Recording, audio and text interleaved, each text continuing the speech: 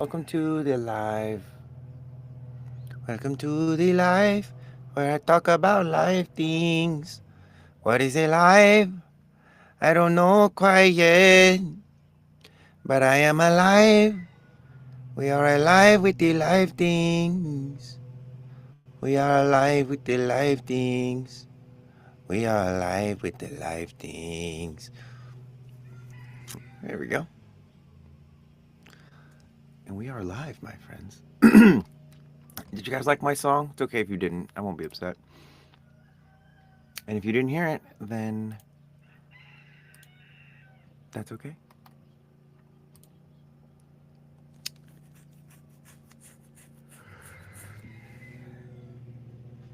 It's Wednesday! Man, I don't know about y'all, but I am into Wednesdays. I mean, I'm into all days of the week. I remember when I was younger and I really used to not like certain days of the week because of how much work there was to do, like Mondays. I didn't really like Mondays. Since I was younger, I've healed my relationship with Mondays. I absolutely love Mondays now. Um,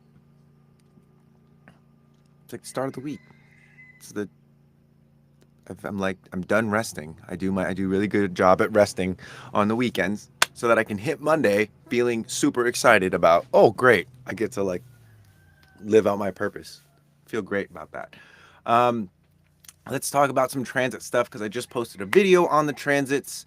The transits today are, the transits for the past couple days have been very awareness focused. There's a lot of observation going on, opinions, people wanting to have the correct opinion, people being upset that other people aren't viewing their opinion as the correct opinion. And just so be really, really mindful this week about. Be really, really mindful this week about opinions, and especially for the next couple days, because things are probably going to get more heated in these next couple days, just due to the transits. And if you're not sure what the transits are or what activations uh, are affecting you, I would highly recommend downloading Neutrino Design. The link is in my bio. It's the best human design app, has literally the best transit tool, community tool I've seen in any of the apps. So I DK if I'm containing my spiritual attack, but I'm trying to learn more. Raquel, tell me what's going on. What are you talking about spiritual attack? Are you saying containing your spiritual attack like you're spiritually attacking people? Containing my spiritual attack, or you're defending against some kind of spiritual attack. I don't ever believe that personally. I don't ever believe any of these like, oh, this person is hexing me or they're doing witchcraft on me or any of that kind of stuff. I feel like I'm being pulled on heavy.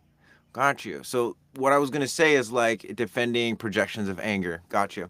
So if there's any projections on you and they stir something within you, like they stir some kind of defense mechanism within you, one of the things that I do with myself, if I feel like I'm being projected upon, I'm gonna ask myself like, what is the truth in this projection?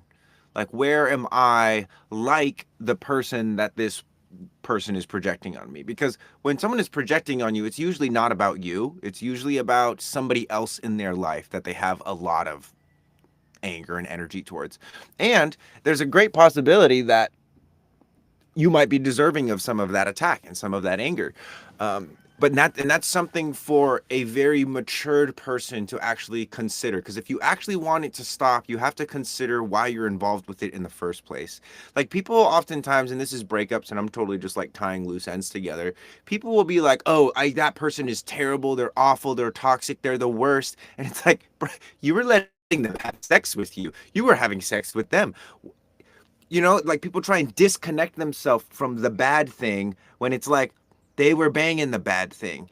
And regarding spiritual attack, I don't necessarily like that because a lot of the times in your mind it allows you to be unprovoking of that attack, when oftentimes we're very unconsciously provoking these projections. And if we provoke the projections, I know because I'm hanging dormant gate 39 and fifth line, bring it on.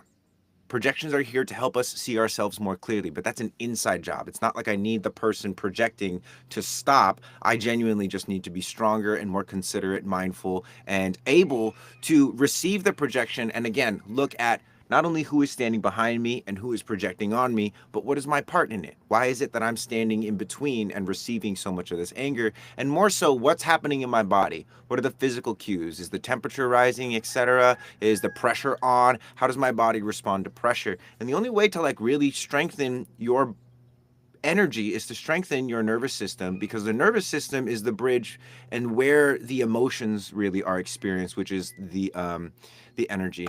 Thank you so much. You're very welcome. Maybe not the advice that you wanted, but might be the one you need. Are you in an apartment or a bus? It's hard to tell from my view. So I'm in a bus. The app is called Neutrino Design. And also, if you go through the link in my bio, you can get it for 25% off, meaning you only pay $26 or $27 for the entire year. Just wanted to say I really like your HD content. It has helped me understand a lot more. Got you, friend. That's what I'm here for. I'm here to help people understand this, because there is admittedly like a huge financial barrier in learning a lot of this stuff. Like if you want to learn this stuff, the minimum really that you can learn it for is like 500-600 bucks, a comprehensive one. And then if you want like the official learning, it's more expensive than that. And not only that, this stuff is expensive, but it's also like very mental overload, right? Like it's like you, if you want to actually learn something, you want your life to improve, it can't just be all of these mental frameworks, which is exactly what human design is. And human design actually uses these mental frameworks to get you into your body, but most people become obsessive with the mental frameworks, having conversations about them, saying, oh, this is how I view it, and that's how I view it, oh, and this is what I experience, without necessarily actually growing their hands, making their neck wider, improving their senses, improving their sense of smell. That's where the real magic is at. That's what, in my opinion, human design was born to mature into. It was a system that actually has physicality built into it. So, for instance, I have an undefined head, meaning there's a lot of this happening in my physical body. I'm attempting to take something that's open and spacious and condense it and compress it. And so in doing that, some things I will do is I will intentionally like rotate my face into this position and then use the muscles on my head and see how I can get the tissues to actually start creating spaciousness for themselves. This is tempering the nervous system, refining the nervous system, continuing the development that at some point was stopped when you were younger. As little children, we make a lot of like very fatal decisions sometimes, and it's very important to recognize that. But then also as adults, reparenting is more than just like, you know, closing your eyes and going in visually and like hugging your inner child. It's actually making your hug stronger so that you never lose that inner child. I'm an emotional manifester and my partner is a generator. Can you give some cool advice on this dynamic? Totally. Don't ask your partner open-ended questions. Ask them yes or no questions. It gives you a lot better tuning into the truth. Also, don't always rely on their words, rely on their tone. So if they say like, yeah, I'll do it, they don't want to do it. Be honest about that. And as a manifester, let them know, hey, if you don't want to do it, I don't want you to do it. One of the things about relationships I think is really important to recognize is that, you know, the things that you want in the relationship are oftentimes needs of your own that you're completely ignoring. And I don't say that to be rude. I say that to be genuinely curious about, like, if you need communication from your partner, where are you not giving communication to yourself? Where are you not listening to the ways that your body is communicating to you?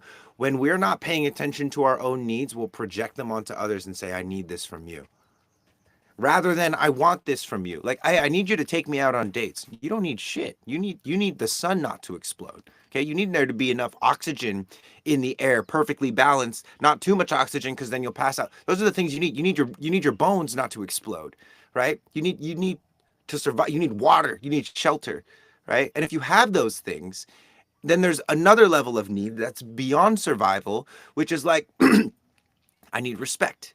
But you can't demand respect from somebody until you respect yourself. You can't disrespect your intuition and then get mad at your partner for not listening to you. It just does not work that way. You can't tell a fire, hey, give me heat first, then I'll put wood in you. That's not how it works. So anyway, channeling, just getting into it. As a manifester, it's better to inform and interrupt somebody and let them know, like, hey, I don't want that, or hey, I really, really want that thing, as opposed to like, oh wow, they're like in it. I'll wait to inform them later. Just, you're a manifester. Interrupt them. As long as you're not in some like wild emotional wave. And when you are in the emotional wave, tell your partner very simply, hey, I'm in an emotional wave. This has nothing to do with you. I'm going to go work on this emotional wave. Depending on the emotional wave, you're going to need melancholy. You're going to need alone time. You're going to need um, physical touch. At no point in the emotional wave do you need to talk it out. I promise you that. When you're deep in the emotional wave, you never need to talk it out. You might need to say shit, but talking it out, especially with another person, especially with a generator who's going to respond to you, that's a very dangerous situation because it's going to pull you up into your head, and the emotions are wanting you to be in your body. You're wanting to work with the emotions, not get up into the head of Najna and analyze yourself like you're some kind of human Rubik's Cube or a problem to solve. It's more so about being in your body. Once you've gone through the emotional wave and moved through all the stuff, you got to be able to say, I hate you, partner. I never want to see you again, without the impact of your partner being like, wow, they really said that to me. Scream it into a hole, scream it into a pillow. So you're informing when you're in the emotional wave is like, hey, I'm in an emotional wave. I'm going to go take care of this. I'm going to go take care of myself. And when they say, oh, but I want to like help you with your emotional wave, what you say is, thank you, I love you. You can help me by giving me the space. Again, emotional clarity and emotional waves, when you convolute them too early, when you attempt to process your emotional waves with other people too early, it just adds all these layers of unnecessary reflection and projection and responses to your already confusing emotional waves. How coherent are common psychological theories like attachment styles with human design? That is a great question. And that actually is something that I really want to do like a video. If you have anyone that is really into attachment styles, I would love to chat with them about that. Thank you. I learned to understand my true emotional waves through human design. Yes. After you've gone through the emotional wave, then you can say, hey, I've moved through those emotions. I moved through them. I'd love to talk about it, right? Then you can start chit chatting. But when the emotions are like, when the fire is alive and the water is boiling, that's time for you to cook, not for you to tell, whoever is about to eat it, like, hey, this is what I'm making. Like, finish the meal first before you serve someone raw chicken. And they ask, why are you giving me raw chicken? You'd be like, oh, well, you asked for it. It's like, no, no, no, no. We're not that immature anymore. We're adults now. So, anyway. My personality sun is gate 55. I've really been trying to figure out how to get out of my funks. So hard to mentally shift. You don't, I mean, that's the thing, is like when you're attempting to do this through the mind loves problems to solve. And so even if there's not a problem, it'll create a problem. You have to physically shift. So when your emotions are up, guys, they're either up or down, right? Like your emotions, anger, excitement, those are up. Down is like, oh, I'm low in the emotional wave. I don't have a lot of energy. It doesn't matter what dynamic it is or if it makes sense. It's not about mental shifts. It's not about seeing stuff from a different perspective. It's about moving the water out of your body or getting blood into areas of your body that it doesn't normally go into. One great way to do this, especially with emotional waves, especially if it's inconvenient, is like grab parts of your skin. Okay. See this? Grab my skin and then try and pull the skin back onto your hand onto your arm without like just like letting it go. So grab a bunch of your skin and then try to increase the size and the depth of your forearm. And what you'll realize is that most people, it's going to be really hard. You might get like a little bit, but just keep doing it, because the whole point of this is to not try and mentally shift out of emotions, but to physically shift into the emotions. Let the emotions guide your body. That's why dance and music are beautiful, because deep down, when we see someone singing a beautiful song or dancing in a beautiful way, it's not because, oh, it's pleasing to our ears. It's because, wow, they've done something that I can do, but they've done it for themselves. They've allowed the body to move that energy, that have allowed the voice box to move that energy. Whereas a lot of people just sit on their hands, or they go to talk therapy. They don't ever, what's the dance of your happiness look like? What does the writhing of grief look like for you?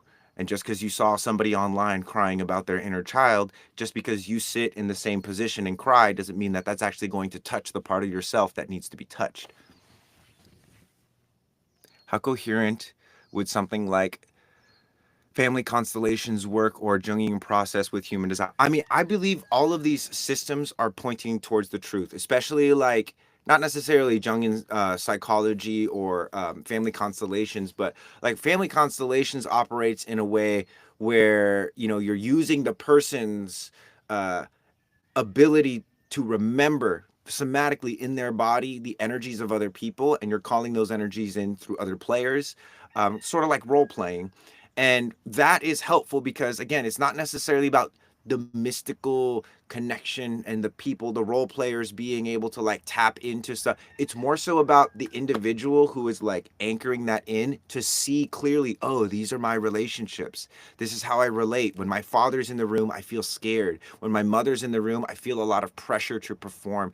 And if that person doesn't actually track the somatic happenings in their body, they're just going to revert right back to it. And so, one of the ways that I think human design is different is that human design is not some retreat that you go to, or it's not some kind of workshop that you attend.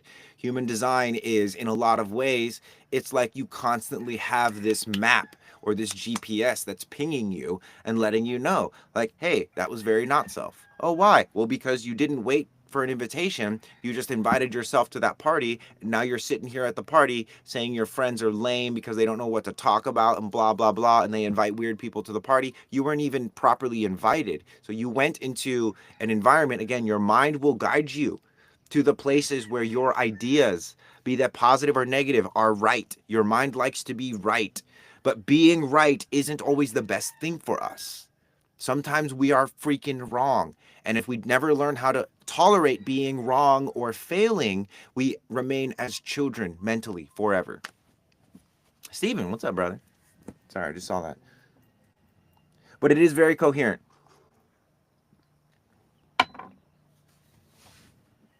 Everything just has its own language, you know? So I feel like your approach has a lot to do with somatics, which I also see a lot of the beginnings of Ra's work, essentially to live in the body and not in the head, is somatic. Totally. Yeah. And Ra 100%. I was having a conversation with my partner Pasha yesterday. He was talking about how Ra died before he could really be crucified as the heretic that he was. Because where we're at, we live in a mental society. Why are somatics why do somatics work? Because that's just nature and evolution. That's how we work. Why are there so many mental frameworks and people that are somatically disconnected? Why are there so many somatic and spiritual practitioners that are totally dysregulated and not embodied at all? Well, we live in a very mental society. There's a lot of inertia to overcome, and there's a lot of pressure to make money, and a lot of people can make more money by selling head and ajna secret formula solution viral life hacks than true systematic change in the body, which is kind of where me and Pasha come in. We created a resource, a membership called the Archive, where we are looking at the human design and we're saying, let's make this more somatic. Let's make human design more human. And so what we do, instead of saying, oh, you have this gate, and that gate, we say, hey, you have an undefined head and ajna. Let's start by ungluing your eyes from your skull. Let's get you out of being locked into this lower half of vision, always using your phone, driving your car, looking at your computer, and let's get you up here. Let's just have you hang out up here. There's so much temptation to come down and focus because that's what's rewarded. If you focus on something, if you chase your dreams, if you get the bag, as opposed to like, hey, can you actually relax when it's time to relax? Or do you see being active on your phone, focusing on your phone as a state of relaxation? It's not. But I love all those things, by the way, GC Icon, like systemic family constellations, Jungian processing, Gestalt work, like all of that I think is incredible. However, there is a looseness to it that human design, in my opinion, brings a level of much needed structure for the mind so that the mind can attach things to things, knowing that at some point it might have to detach them, but ultimately so that it can have some mental things to that are sort of mystical to attach onto, and then we can work on the body. Like, and a lot of the times it's like, for me, I look at human design right now with where I'm at with sharing and teaching and helping people with this stuff. It's the bait. You know what I mean? It's like the bait, but it's like an angel, or like how Jesus was fishing for disciples. It's like, who's awake? Who sees what this system is and what it could be for themselves, and who sees the false prophets and the people that are, again, just like, not that the human design isn't valuable and that people selling human design are not offering people value. It's just like they're not necessarily helping that person get off the hamster wheel. We're helping people get off the hamster wheel in the archive because we're not answering certain questions that your head and ajna want to know. We're saying, hey, that's head and ajna. Get into your body. What's the sensations like? They're like, I don't know. I'm afraid. And it's like, dude, you came here to learn how to be courageous. You thought that you have to go through courage. You have to go through fear in order to cultivate courage. Courage is not the absence of fear. It's the presence of fear and the willingness to move through it. Develop your will with us. Develop your mental fortitude, your emotional intelligence, doing things that you would not expect to be directly correlated to that. Things like puffing out your cheeks and being able to swallow.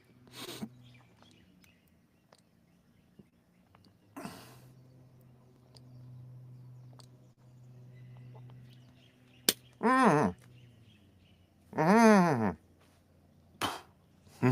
I really want to study human design. Do you have some suggestion other than Ra's book?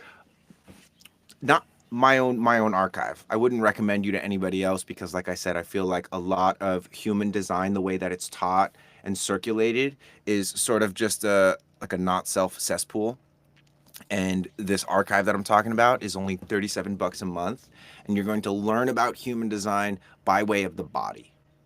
This is my theory. And then also, probably next month or the month after, I'm going to be teaching a more head and ajna human design class in the archive. So if you get in the archive now, you'll have a month or so to complete like the primary training season 1 and figure out like, oh, okay, this is the scope of this work, and then you can dive into that with us. Was everyone supposed to make money? Because the more I connect to my body and self, I feel like I'm supposed to just live naked off grid with nothing but to be in nature and enjoy it, or is society at a point where you can connect to your body, but you just have to find a balance at the end of the day? Thoughts? Emily, great question. Um, it's not about money, it's about resources. And most people would choose money because you can trade money over resources, over water and food. But as the infrastructures that are crumbling continue to crumble, it becomes more and more about access to resources. Because it's like, if you have enough water to drink, if you have enough food to eat, if you have shelter, like, what do you need money for? Truly, like, you want money because you want to have the same hat or look a certain way or have certain gear and certain tech, which isn't a bad thing. It's just that money and the economy is 100%, say like 90%. There's some good people out there. Let's say 97%. 97% not self. Meaning that you're not buying a Lambo because your inner authority is telling you to buy a Lambo. You're buying a Lambo because the guy you're subtly competing with and trying to prove yourself to has a Lambo or only respects people with Lambos. You feel like you're not good enough or pretty enough, so you buy makeup. You feel like you're not tall enough, so you buy those little inserts in your shoes that make you taller. You know, there's so many not self motivators in the economy. And then there's a handful of things that are actually signature motivators. And that's where the communities form. A lot of stuff around music, a lot of stuff around health and wellness, although those areas and niches and industries are also plighted by the not self. So while that's so true, I don't even want nice things. Just think about money as tied to security, right? Because right now, in reality, money is tied to security. The more money you have, the more resources you can access. However, having money is not the same as having sustainable access to resources. Does the membership provide training that you can apply to readings for other people? 100%. That's kind of why we did this, because there's in terms of like offering readings to other people, knowing human design is one element of it. Knowing yourself and your projections is another element of it, and that cannot be known from the mind. It has to be known from the body. Like when I'm doing readings with people, there's certain things that will happen to me, like certain sensations, like I'll feel my aura absorbing something from them. And somatically, because I can feel that, I know that the next thing that I'm about to say has to do with some kind of sample from them. And my mind wants to intellectualize this stuff still, but I've done enough. I've had years of practice with this. And so I've done enough work that I can watch the mind try to invade that sample and project it. And a lot of the times I'll just receive it, digest it, because a lot of the times it's not meant to come out immediately. I wait for the opportunity for their energy to send me a signal of, hey, reflect this back to me. So it's like, imagine being able to look into a mirror, and this might just be as a reflector, and the mirror captures something and allows you to be in the illusion for a little bit. And then at the right time, it reveals it, and it's like, oh my God, my hair was all crazy. That's kind of what it's like in my sessions. But regarding the membership and doing readings for other people, there's accreditations for learning how to read human design charts. We don't offer any of those yet, but the information that you learn, 100% you can incorporate it into not only your own life and your own teachings. And you don't have to be a human design teacher as well, or a reader. You could also be a yoga instructor. You could be a fitness coach. You could be a school teacher. It doesn't matter. Like school teacher, if you're a school teacher and you want to incorporate sensory design into your classroom and just be like, all right, kids, we're doing an exercise today. Everyone look up. All right, now puff your cheeks big out like a chipmunk. Now swallow. And everyone plug your nose and push. Big exhale, make a the it's limitless. It's limitless. Swallowing has to do with digestive life. Yes, exactly. Swallowing has to do with everything. Like when we're born, the most important things for a human being is their butthole and their mouth. Straight up. Butthole to mouth. It's a sacred journey that food takes through your body, that sensation takes through your eyes and your nose and your mouth and your ears down into your body. One thing about human design that is very helpful to understand is that we have 2 points of pressure. We have the head, which is pressure to think, and the root, which is pressure to do things. Stress and cortisol, inspiration. Both those things are heading to the throat. But the magic of having a body is that the inspiration can come down to the root and mix with stress. Just like stress can come up to the head, and mix with inspiration. The coolest thing about digestion and swallowing and speaking, because swallowing is like the opposite of speaking to a degree. Energy going down into the body, energy going up.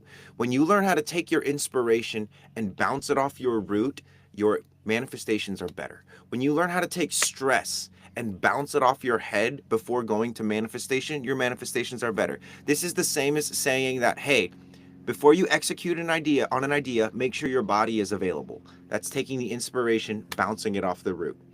It's also the same as saying, when you take the root and bounce it off the head, that's like saying, hey, make sure the thing that you have energy for, that it's an appropriate place to do it. Because it's not just internal authority.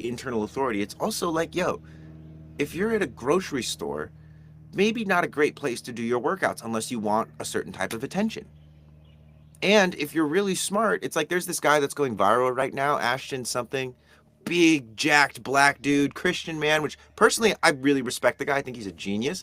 But everyone is hating on him so much because he'll do things like show his morning routine and like it'll clip to like him knocking over his glass bottle and it breaking and his assistant coming cleaning it up and stuff.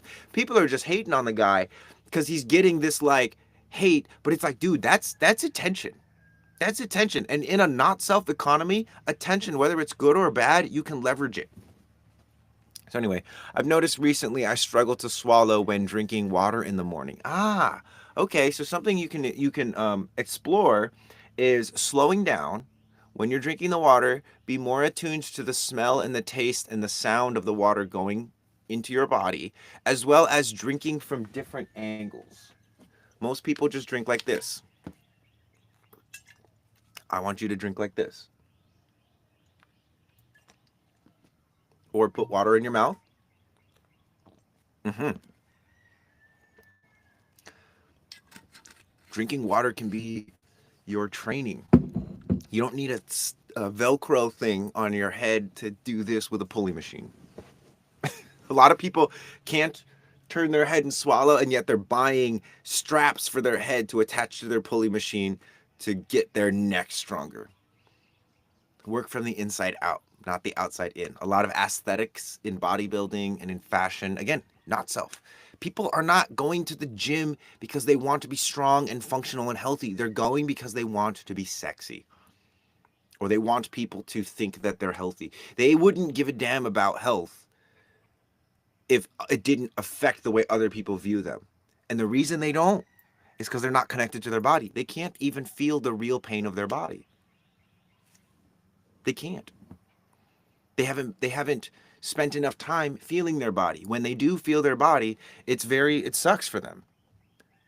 They can't handle and tolerate the sensation, and so they go out and drink, or they go out and do the puff puff, or they go out and they chase sex, or they go out and chase validation or money or something. You deserve like 700,000 views. Thank you, my friend. Anybody else that agrees with him, all you got to do is just like the live and share the live. That helps so much. Also, if you're not following, please follow, because I go live Monday, Wednesday, Friday at 9 a.m. Hawaii Standard Time every week. And I have a membership that I'm in every day. And so a lot of these conversations that we're having are wonderful. And if like you want my attention for a year, you can get it for $333. That's it. Not only my attention, but also all of the people I'm working with and my partner Pasha, which is like a session with me is almost $300, a one-on-one. And so it's so much better to join them. And I price it this way because I want more people in the membership. I'm looking for the individuals that are in my network, that are in my audience, that want to like actually work with me for a long period of time. Because my whole thing has been like, how do I make this accessible? How do I like make money so that I can feed my family and that I have time to do this? But then also, like how do I do this so that people actually get lasting change? Because I know it's not sustainable for a lot of people to do sessions every month. And it's important to meet and be accountable regularly for a long time. The transformation, from my perspective and my experience, takes 18 months. It takes a year and a half. So if you're willing to invest like $600 ish into your transformation and your learning human design and your development of your nervous system, I have a place where you can do that.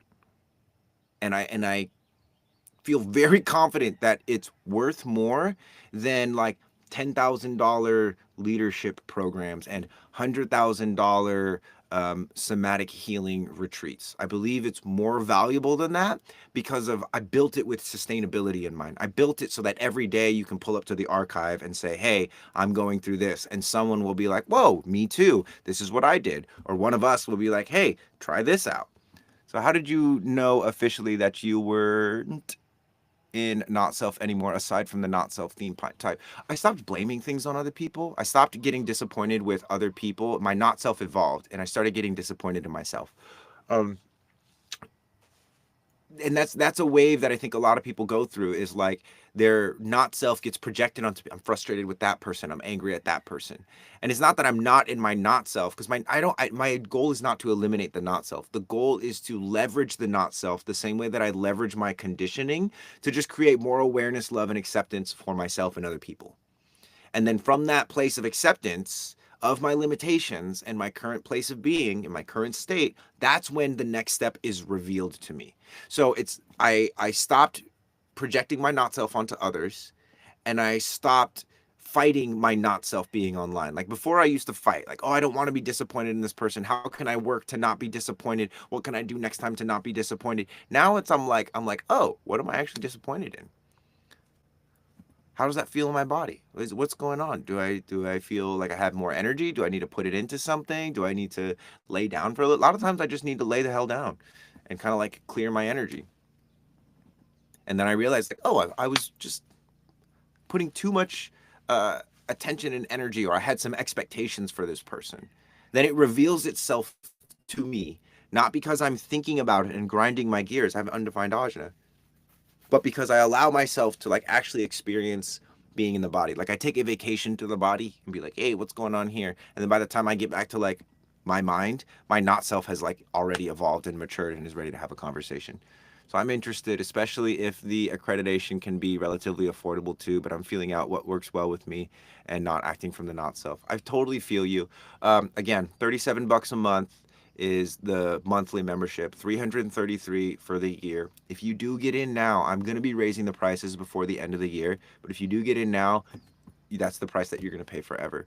So it definitely is going to reward the people who are going to trust their inner authority, because your inner authority might be saying, nope, don't do this, you need to go pay $100,000, or you need to struggle for another couple years alone. That might be what your internal authority is telling you. And if your internal authority tells you like, hey, it's not about the money, it's about you finally getting the thing that you want and ending this cycle of, oh my god, I want that but I can't afford it, right? And some people are even further in the delusion. They're saying, I want that, but it's too expensive. It's not too expensive. You just can't afford it. And if that's something that you want to continue, again, what you practice becomes permanent. And so, again, if your inner authority says do this, but your mind is like, oh, but the money, I guarantee you, you're not going to find a more affordable human design experience. I guarantee it. Because I've been looking for what I'm teaching, and I couldn't find it. And so, me and my partner actually decided to start teaching it. Does that translate to all design profiles? Let's see. Yes. So in terms of that not self conversation I was having, yes. Um, the concept around not self and wanting to eliminate the not self, it's a virus. You don't want to eliminate the not self. You want to accept the not self when it shows up and nurture your relationship with the not self. What's it like waiting in an entire lunar cycle? How did you come to align with that in a sustainable way? It was really hard at first. Um, However, what it's become is like a relief. It's like anybody asks me anything that I'm not like I haven't been already on a lunar cycle about. It's great. It's just like it's almost like a cop out low key. It's like, hey, thanks for the invitation. I'm gonna wait a lunar cycle on it. And people are like, oh, absolutely, of course. And then now the people that and it's a gradient. You know, at first people are like, you need to wait an entire month. What is that about? And I would explain it. But now when people ask that, they're like, oh, I need an answer now. And I said, well, then the answer is no. Like, you'll understand that working with me works best when you give me enough time to mull over the decision. Because you don't want me working with you if I don't actually want to work with you. And I won't know if I actually want to work with you until 28 days later. And then I still won't know if I actually want to work with you until after 28 days of working with you. So recognizing that it's less about this 28-day cycle and like logically taking care of things, and more about how present can I be with all of the things that are connected to me, and how much energy do I actually have to be with those things. Because a lot of times my body doesn't have any more energy to be with things, but my mind is like, oh, that's a good idea. But over the course of the month, I will see very clearly whether or not I have energy for that physically. Appreciate you as well, my friend. I definitely want to overcome scarcity mindset. How can I help HD help with that? So, not necessarily human design directly helping with it, but one of the best ways to overcome scarcity mindset is to start tithing. Start taking 10% of your income and just give it to a charity. Give it to someone in need. Buy a bunch of food and just give it out to homeless people. However you need, give it away. This is actually from the Bible, which is surprising because a lot of the stuff in the Bible for me um, doesn't necessarily help at surface level. But one of the clearest things about abundance is that if you're holding on to every last penny that you make, you're not in abundance, you're in scarcity. When you're giving, that's literally the, hey, I have enough to give. And so just practice giving away 10%. And if 10% feels scary, start with 5%. And if 5% feels scary, start with 2%, start with 1%. Start somewhere. Just this month, give away a percentage of your income, work your way up to 10%, and money's just going to start flowing in. Because here's the thing, in giving the money away, you will encounter your scarcity mindset. And when you are able to override that scarcity mindset with a feeling of calmness, like I know my mind is freaking out giving away this $200. Let's say you make $2,000 a month. I'm giving away $200. I need that for rent. It's like, how long do you want to live like that? How long do you want the mind to invade your experience rather than appreciating your experience? You have to make the body stronger than the mind. And as you know, Roberta, it's sometimes very challenging. The more sensory design you do, it gets easier, but it also gets harder because you're able to put more effort into things. So what's your response when you found out you're a reflector? Did it feel special? It felt super special. I felt very like seen and like, oh my god, I'm the 1%. Oh my god. And yeah, and then I realized what it is, and I was like, this sucks. Like there was a lot of unconscious resistance straight up because it's like the way human design describes reflectors, and not just the way human design describes, because human design describes reflectors like it does. Everybody else treats reflectors like it's like, oh my God, you're this special thing. But it's almost like having a friend with a disability. Sometimes I feel like people ask me these things like, what's it like being a reflector? And I'm not trying to like shit on your curiosity, my friend. I genuinely appreciate it. It's just a pattern that I've noticed of people being like, oh my God, what's it like being a reflector? And this is in person in Aura, so this is different. But I would much rather be asked, and I made a video about this, I would much rather be asked by somebody that I just met who found out I'm a reflector, be like, wow, could I ask you what you see in me? I would much rather talk about that than what it's like for my experience to be a reflector because my experience is always changing. People ask me what it's like to be a reflector. I'm like, it's a surprise every day. But also there's things that I've come to expect. And not in the sense of like there are no more surprises, but there's certain things that like I will start to become accustomed to, and then I start to take it for granted. And that's one of the things as a reflector. One of my biggest reflections for the world is like take breaks from the things that you love. If you love gaming, if you love dancing, if you love working out, if you love singing, right? Don't hang on to those things. Similar to the money, don't hang on to those things so tightly. Like practice letting them go and watch them come back more matured and more strong. It's also like parenting. I'm a parent as well, 2-year-old. Letting my daughter fall and not running over to pick her up because I actually know she's okay. That does something. I'm not stealing her self-esteem by building my own and being the hero. And it's all very subtle and insidious. But anyway, great questions though. Again, it's like TikTok and live streams are different. I'm happy to answer questions about being a reflector, especially for the other reflectors out there. But when I'm in person, and maybe take this with you, if you ever meet a reflector, instead of asking them what it's like being a reflector, ask them what they see in you. Hey, what's your experience of my aura?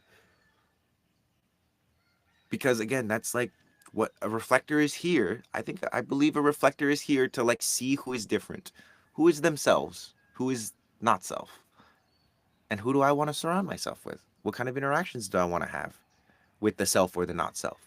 Human design, a lot of the times, I see it like art, you know? And same thing with science. Science, to a certain degree, is an art. Oh, no one's ever done that before. Yeah, dude, that's how we invent new shit. Oh, but that's not the traditional art style. It's like, that's how we invent new stuff. There's something inside, there's circuitry inside us. It's the 3635 solar plexus to throat. It's the 4130 root to solar plexus to experience new things. It's part of our circuitry.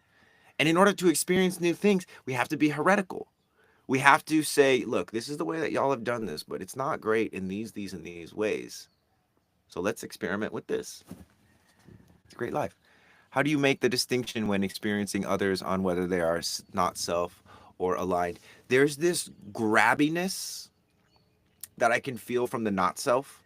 It's like this underlying agenda that I can feel. And for me, energy has always been a kinetic thing. It's always been like I feel it in my body. So it feels like there's these little hands on me that are grabbing on me and like, tell me this about myself. Or I want you to look at me in this way. And so there's like the actual sensation of being touched. Part of my cognition is touch as well. So this might appear differently for people. But when I feel that like grabby energy, that's usually a signal of not self. When I feel this envelopment, like when someone is able to envelop me in their aura, that allows me to relax and open up. One of the best envelopments I've ever felt was from um, my brother Pasha, who's my partner as well. His aura, and my brother Luke as well, actually, their aura will like jump in front of a bullet for me. And I can feel that. And they say it to me, but I actually feel it. And there's sometimes when people's words don't match up with the signals that their body is giving me, like if someone says, you're so safe with me, but I don't feel safe, there's two things that I'm considering. I'm either you're not safe or I'm delusional or in some kind of emotional wave. And then I go back into the body, rather, because the mind wants to like do all this stuff, right? But the body is always going to tell me, it's going to be like closer, open up, or like get further away. It's instinctive. It's not an emotion or a feeling. It's like an electricity. It's like a magnetism.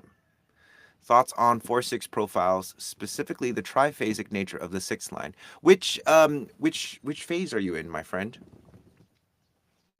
Sina, can you tell me what melancholy means in my HD? I have gate 25, 34, 60, and 61. Thanks for sharing about your reflector feelings. I feel you as a reflector too. Yeah, it's pretty funny, huh?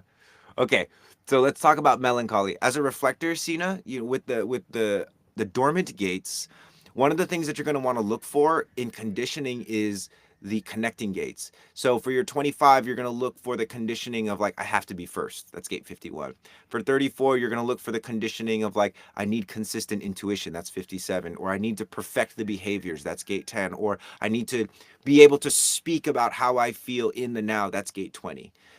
For 60, it's going to be gate 3, which is I'm looking for the pulse of mutation. I'm looking for the way to transcend the limitations. And with 61, it's I'm looking for the realization, or I'm looking for the aha moment, right? Those are where your conditionings are going to expose themselves, and they're going to cause melancholy. So I was just like looking over there, no need.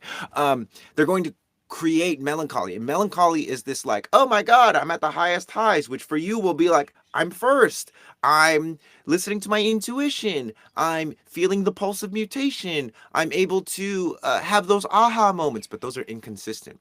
And so when they disappear, you're like, whoa, where did my intuition go? Where did that voice that is able to tell people exactly how I feel in the moment, how I feel? And I have the hanging 34 as well.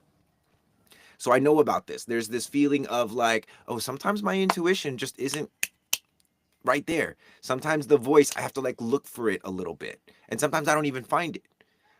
But the conditioning will say, oh, we'll pretend. We'll pretend. And then you pretend, and then it's like, oh my God, I just lied to myself. The magic of all of this is recognizing that when we have these sorts of like melancholy, like the highs and the lows of melancholy from hope to hopelessness, those are times that we are meant to be alone. We're designed to be able to process melancholy and turn that into being an individual, being being okay with being different than other people. So again, the gates are important. The active gates, dormant gates that you have are important. The conditioning is going to show up in the pairing gate, because that's the thing that you're going to experience. You're going to experience your gate 25 being linked with somebody's 51, and you're going to be like, whoa, I'm so inspired. So and so is just always on top of things. They're always exerting their will. They're always proving themselves to be this kind of way. Maybe I should do that. And then you attempt to do it, and it's like, oh, that sucked. Right? So don't is the thing about reflectors is it's like you don't build your own castle.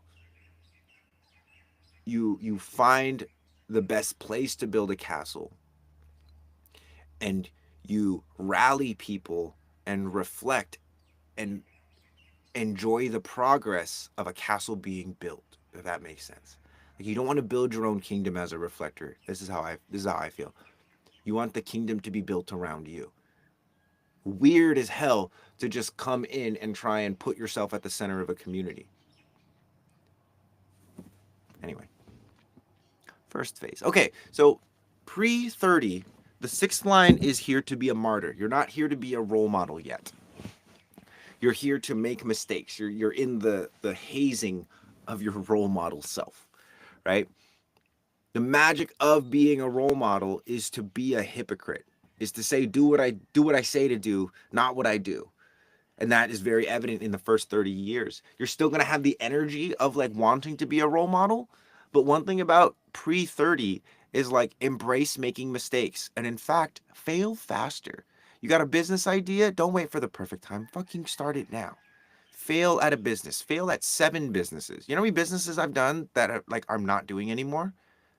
Because they failed. Don't be afraid of failure. You have to temper yourself and build a tolerance to failure. If you're a guy, go out and ask 30 girls at the mall and try and get them all to say no to you. Genuinely ask them out. Don't be weird and creepy, but like temper your response to no. Temper your response to rejection.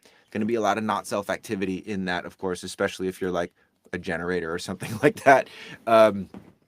You know, but go learn about how you're a woman. Okay, so go hit on a bunch go hit on girls because it's more likely that they're going to say no. Get used to being said no to, get used to rejection. And again, whether you're whatever type you are, you can still use life and get all of these no's and rejections to learn how to make mistakes. You might actually make some really cool friends too. So the second phase is between 30 and 50, right? So between 30 and 50, this is what's called going on the roof. This is where it's like you're not making as many mistakes. This is a more reflective time of your life. You're less involved in society. You're more withdrawn. You're on the roof or you're in the cave. You're more in your hermitude. At 50, 60, 70, that is when the role model is supposed to turn online. You have the biological markers of an elder and someone that has experience. You've had the reflection phase, and then now you're actually able to sort of re-enter society to a degree. Depending on, like, if you're a 2, you may never really re-enter society. If you're a 4, 6, you may never really go fully on the roof. Doesn't matter. It's not about like doing this perfect. It's just about recognizing the phase of life that you're in and how much the mind wants to be in a different phase, right? It's like you're driving your car through a desert, and the passenger, which is your mind, is like, man, it's so hot in the desert, and you don't have AC. The problem is not the mind. The problem is the fact that you don't have the AC on or you don't have the AC fixed, which again, it's like it's not something wrong with you. It's just something physical that you just need to plug it in, get that stuff going. We are on top of it today, guys. You guys are rocking it. So, okay, 4, 6 on the roof, and I felt a huge shift, much more embodied and integrated. Raven, exactly. Yeah. So when you're on the roof and you say like embodied and integrated, like what are some things maybe that you would want to tell your under 30 self? I'm off. Oh, gotcha. So I'm off the roof and I felt a huge shift. Okay, so what would you tell to people that are still on the roof, Raven? Like about your experience, like what was that shift? What did that shift feel like? Just out of I'm also curious as well because um, most of the people that are on this channel are usually on the roof or haven't even gone to the roof yet. By the way, Sina, how do you feel about that reflection there? Is there any more questions coming up or anything? Let me know.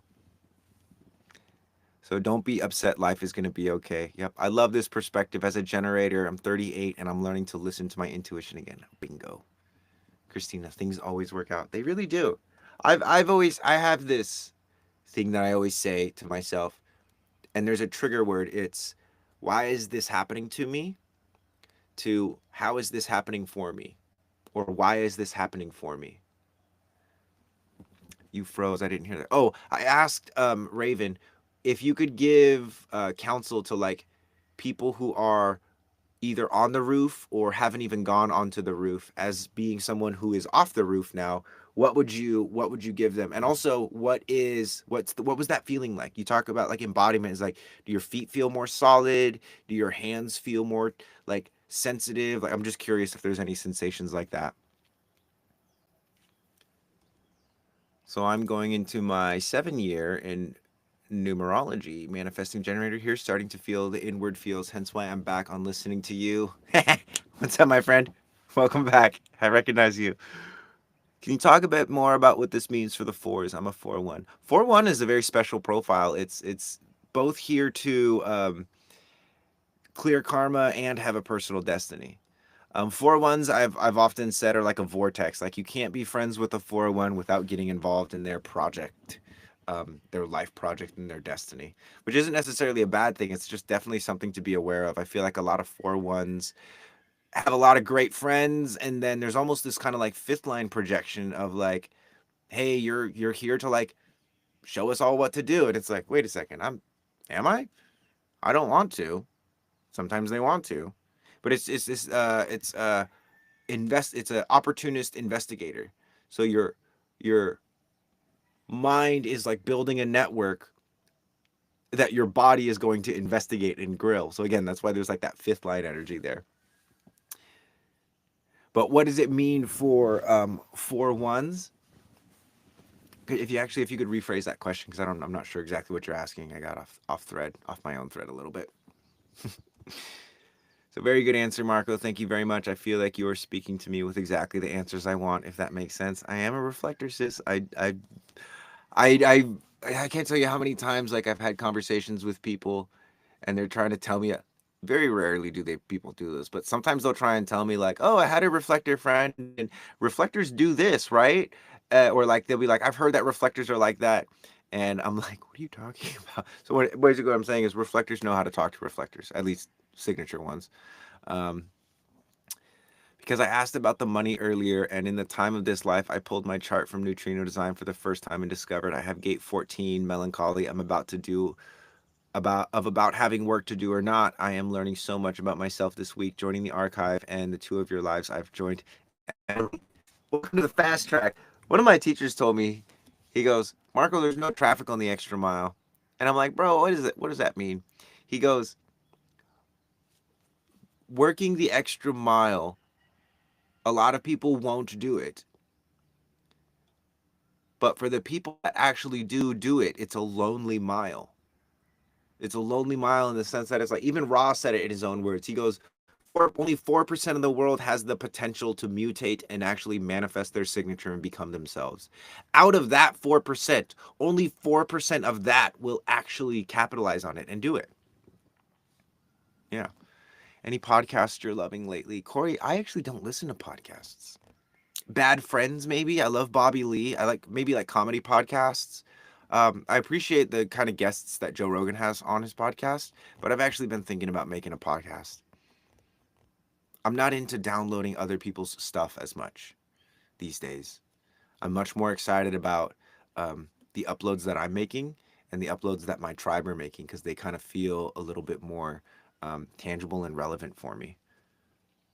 You should make a podcast. I would listen to your podcast. Great. I will. I've been sitting on this for a while, and my lunar wave has been pretty clear. Like, yes, make a podcast, um, and yeah. So if you guys have any suggestions of what guests or what topics and things like that, that would be super helpful. I could probably make like a website or something where you guys could like suggest these kinds of things.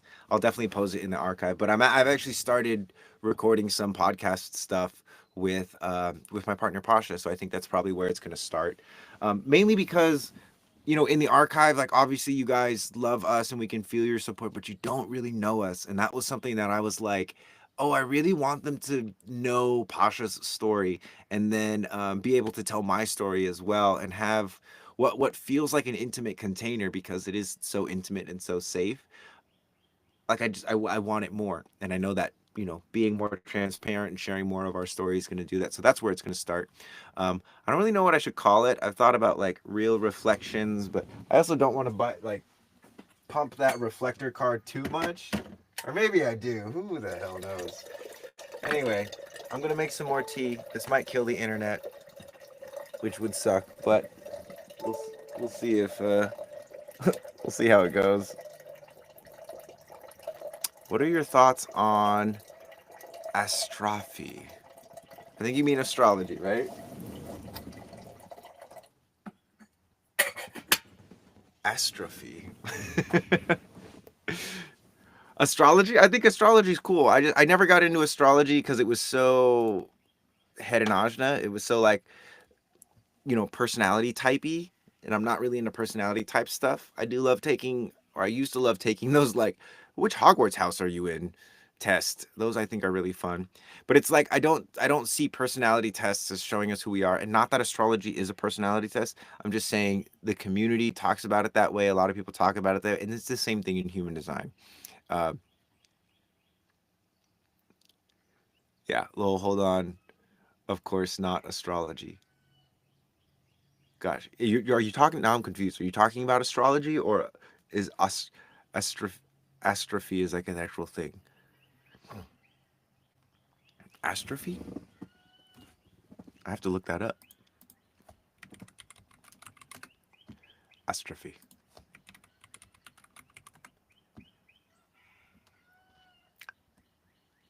It got fixed to atrophy, which is what I was kind of like thought that was another word. You forgot the name, but it's the belief that the calendar is 3 weeks behind. Oh, yeah, I don't really know too much about that. Got it. Yeah, I don't know too much about that. Call it Reiki reflector or reflections. I was thinking about something with Reiki. Could just be the Reikimarco experience. Like I could totally buy it off Joe Rogan. Can I ask what your daughter is? My son is a 2-year old emotional manifester and sent help. Oh my God, Levi and Cody, we have similar children. My daughter is a 5-1 emotional manifester.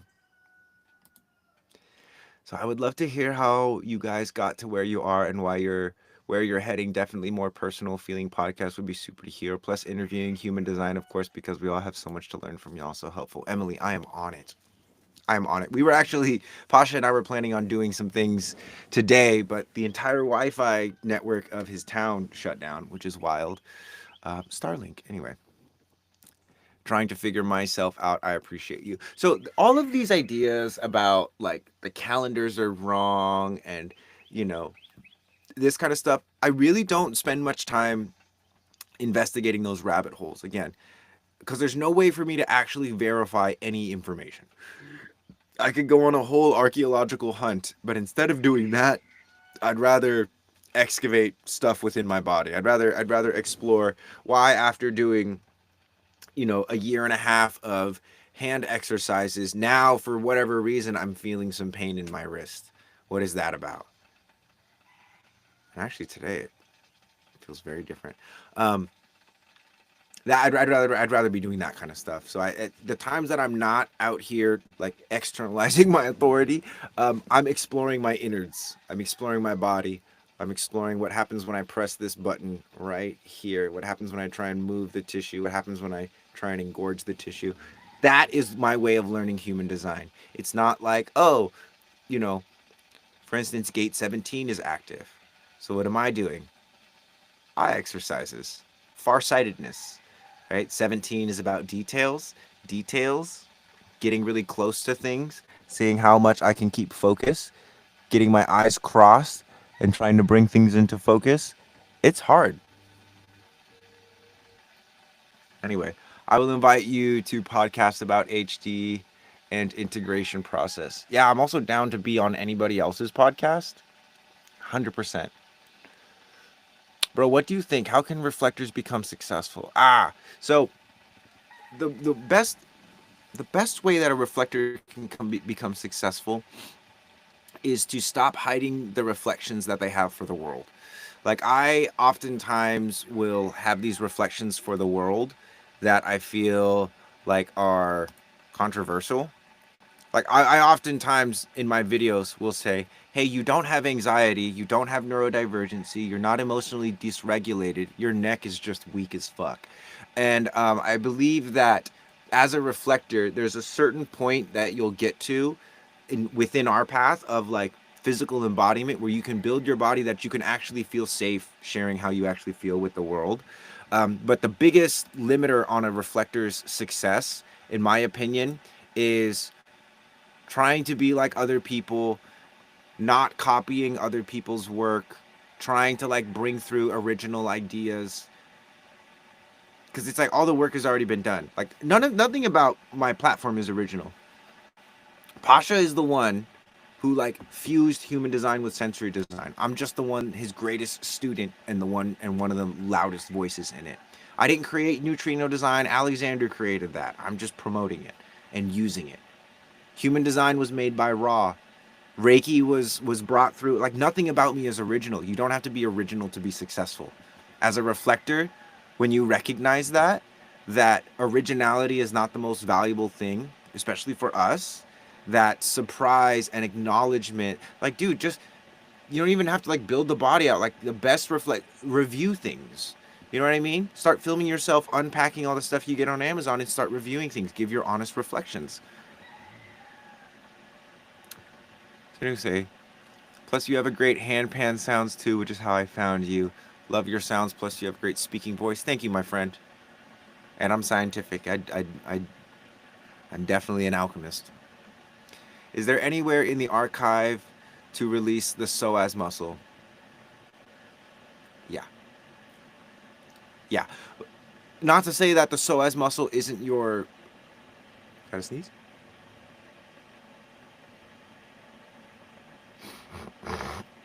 Man, one downside to human design is that I don't sneeze any as much anymore. Like it's almost like my sneezes build up to like really crazy powerful sneezes. But what happens now is it's just kind of like my sinuses just get clear and I get that tickle. Anyway, thank you, bro. I would love to have you as a mentor if that's somehow possible. Come join the archive, my friend. I'm mentoring everybody that's in the archive right now. Come join the archive. It costs $37 a month. Bro, when two reflectors get connected to each other, do they infinity reflect? Sort of. Also, I used to look at the sun and it would help me sneeze. Yeah, I looked at my light. Usually, light for me helps me to sneeze as well. Bless you anyway. Thanks, Stephen. So, is there. Oh, regarding the psoas, right? You're talking about this area right here. One of the coolest things that I've learned from Pasha and doing sensory design is that the body is fractalized.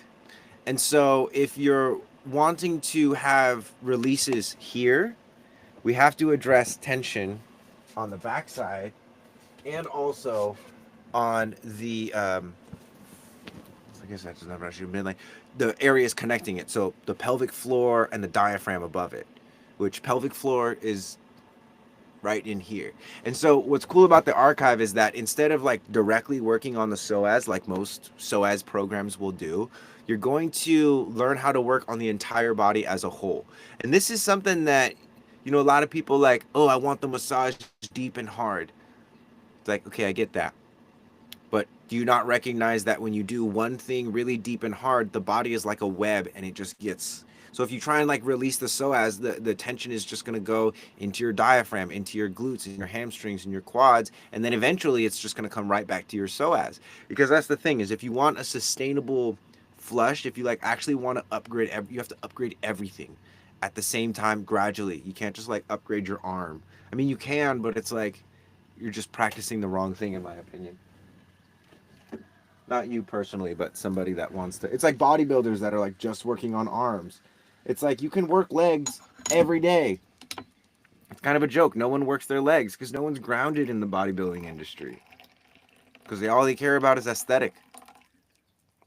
Some of them care about functionality, but what about the mystical properties of having a strong ass body? Okay, yes, I'll do that. Yeah. And for anyone else that wants this, it's, even if you don't want a mentorship, but you want like, to develop some new workout routines or learn some new approaches to human design, come join the archive. We do live classes twice a week, and we're going to continue to add them as more people more people hop on. We've got people from all around the world, which is amazing. Resending as a non-energy type, you really come off as having a lot of room because I got a lot of room. It's concentrated though. It's like after this I'm gonna lay down for 20 minutes and read my book. You know what I mean? So it's recognizing that when it's time to like perform or when it's time to turn the energy on, that I've done my due diligence so that none of this is not self. I'm not doing any of this because I have to do it. I'm doing it because I genuinely take care of myself in the times that I'm not doing this. Does that make sense? Non-sacral energy people, um, it's not that we don't have energy. It's that we don't have the consistency of the energy, or we don't have the awareness of when we have the energy or not. But again, a lot of that is like mental. A lot of that is not necessarily bringing it down into, when you bring it down into the body, you'll kind of quickly realize that a lot of the ideas about undefined sacral beings are totally like, it's just mental traps that people put themselves in, and it's ways that they bypass. Like so many people use human design and use yoga and medicine to still hide from like their rib or this injury that happened that, you know, is still showing up energetically in their life. There's so many mental boxes that we'll get put into, and the only way to get out of the mental box is to, like, you know, have 100-pound rock on you, or have a breath belt squeezing you, or biting a plyo ball with your elbow and getting your bicep to grow longer, like getting everything integrated. How did you learn about the sensory design in the body? My buddy Pasha, my partner Pasha, who teaches classes in the archive, he's the one who taught me. He said, Marco, your mechanics are insane. Do this. And I did it, and I said, whoa, that's like really powerful. This was years ago. I said, whoa, that's super powerful. And he goes, yeah, your system is already insane. Can you do this and this and this? And I was just able to do it. Because I've been in martial arts my entire life. When I started when I was like 6 or 7, with like Taekwondo and then Kenpo and then Eskrima. So I've always been an athlete to a degree, and a warrior athlete, which I believe there's a difference between an athlete and a warrior athlete. Like, I was trained in martial arts, not just competitive sports. And so when I met Pasha, like, I had never worked with a personal trainer or anything like that before, but when I started working with Pasha and he started showing me biomechanics, which is what he first started showing me years ago, I was able to pick it up really, really quickly. Because again, my body was already attuned to the mechanics of, like, how do you throw a good punch?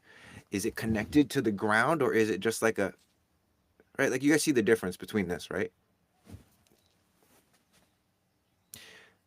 In that, one of the ways that I learned sensory design was in my own way. Flowbug, hey, um, was just like, I'm always the how does this feel, right? I'm always the how does it feel kind of guy, because I can't escape the feeling, the energetic feeling, and it felt so incredible to be with someone who isn't trying to, like, I don't know how you say it. He was like literally trying to make me better. A lot of people see the way that I move, and there's this unconscious feeling, like, again, those hands that I was talking about. There's this like grabbing of, like, oh, I need to learn that. And Pasha did that in such a different way. And he was like, oh, I want to give you something. And then also, can you do this? Can you do that? Oh my God. And he just like let me flex on him basically, and was appreciating me so much, which Pasha is such a unique individual because he was raised with human design. He was introduced to human design at like 14 years old officially. His mom had known about it his entire life and was raising him as a proper manifesting generator. His mom is a reflector. But at 14, he was introduced to it, like got his first reading because of a breakup. Another sneeze? No, it's just building up. I'm gonna have a really good sneeze later, hopefully. Um, and so I learned it from my buddy Pasha, but then by I learned it, what I mean is Pasha showed me the concepts: pressure, heat, effort, um, the fractalization. There it is. Sorry if that blew out anyone's speakers. That feels good. And so then I took it and ran with it, praying for a really good sneeze. Yeah, thanks, Flo. It's all because of you, sis. Community as well. It's one of the best I've ever been a part of. Thanks, Garrett. You are a part of it. That's what makes it so awesome. Signed up for BJJ class this Friday. Thanks so much for the recommendation, dude. Yes, jiu-jitsu is amazing. what do your workouts look like now? I'll actually make some videos about that. I'm usually pretty private with my workouts just because like I like to just be in my workout. Um, but I will start posting some videos of me doing my workouts because they're very unique. They're very cool. And it integrates biomechanics, it integrates Reiki, it integrates all the kinds of things. And eventually there's going to be some more advanced sort of like training in the archive, but we got to get people through the sensory design and the biomechanics stuff first before we start getting into that. We want you guys to be able to actually do this stuff. It's like, yeah, it's cool to like throw backflips and be able to spin a lightsaber, but it's like if you can get the sensation and the mechanics first as a foundation, like that's what I had as being a warrior athlete was like when Pasha started showing me biomechanics and all that stuff, like I already knew how to use a stick to defend myself. I already knew all of this stuff. I already knew a lot of the mechanics. But there were things like when I would go up for like a pylon block or a triangle block, like my shoulder would be elevated rather than locked in. And I was blocking with just my arm as opposed to like using my back and my legs. So there were things that he was able to fine tune. With you guys, what we're looking to do is make it so that when you do go to block up here, that you're really strong all the way up here. So we're not trying to go far into the range of motion and show you like everything. Like we want the foundation to be so solid and for you to become so okay with like boredom and the foundation and just become, because there's like an ecstasy that comes from practicing the foundations. Like I still do every day. I'll do it between workouts. I'll do it while I'm driving. I still do the season one stuff every day, but I don't use the videos. And it's not because they're not good. They're amazing, but I just don't need the videos to tell me what my body needs. Does that make sense? I don't need a teacher to say, "Oh yeah, you're this is this." It's great to have that, but if you can get to the point where it's like you don't need that, and your mind is going to be less like, am I doing this right? And your body's going to be more like, oh yeah, I actually feel that. Or like, that's wrong, don't do it that way, like we need to do it a different way, right? It's about detangling the mental influence on the body, because certain things you'll do and your mind will be like, that's painful, don't do that, but it'll actually be very beneficial for your body. And again, we're going slow, so we're not showing you like advanced moves, doing like adjustments, adjusting your neck. We're not doing that because your neck problems are not from the lack of the adjustments. They're from the lack of integrity and width and depth and strength of your neck, period. Your bones are just floating bags of, bones. Your muscles are creating tension. Those are the things that we need to work on. And your fascia, the watery net. Nah, bro, I was geeked at you praying for it, but I got you, fam. Thank you. I've been wanting that sneeze for like the past like 15 minutes straight up. Steven, sorry about your speakers, bro. Just kidding. I need to start the classes. I started looking at one of yours this morning right before your live. Need to start doing them. It's the one where you're wearing the Mando onesie. Yeah, so all of those classes are in the archive. All of the biomechanics classes. And we have, of course, the new sensory design, which is the physical deconditioning, making human design more human. That is the key, where it's almost like biomechanics is, level 2, in the sense that it's like before you started to learn how to walk, run, and throw, as a child and as a baby, this is how you explored the world.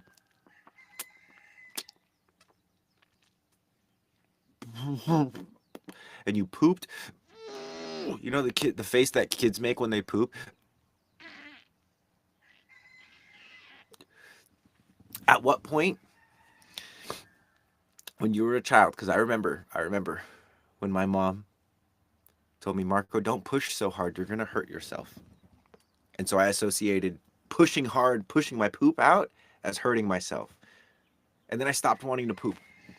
I started holding my poop in. And then I had to go to the doctor, and he had to massage my tummy, and they had to give me milk and magnesia to give me diarrhea so that I would unpoop myself. Because I stopped pushing. one of the things in my medicine journey that I experienced, one of the greatest fears in my medicine journey that I experienced, was that I was going to poop my pants. And don't get me wrong, I understand that people can like blow out, have blowout hernias and all kinds of stuff from pushing too hard. But that's because they don't practice pushing at all. So when life happens and you have to push hard, if you've never done it, of course you're going to hurt yourself.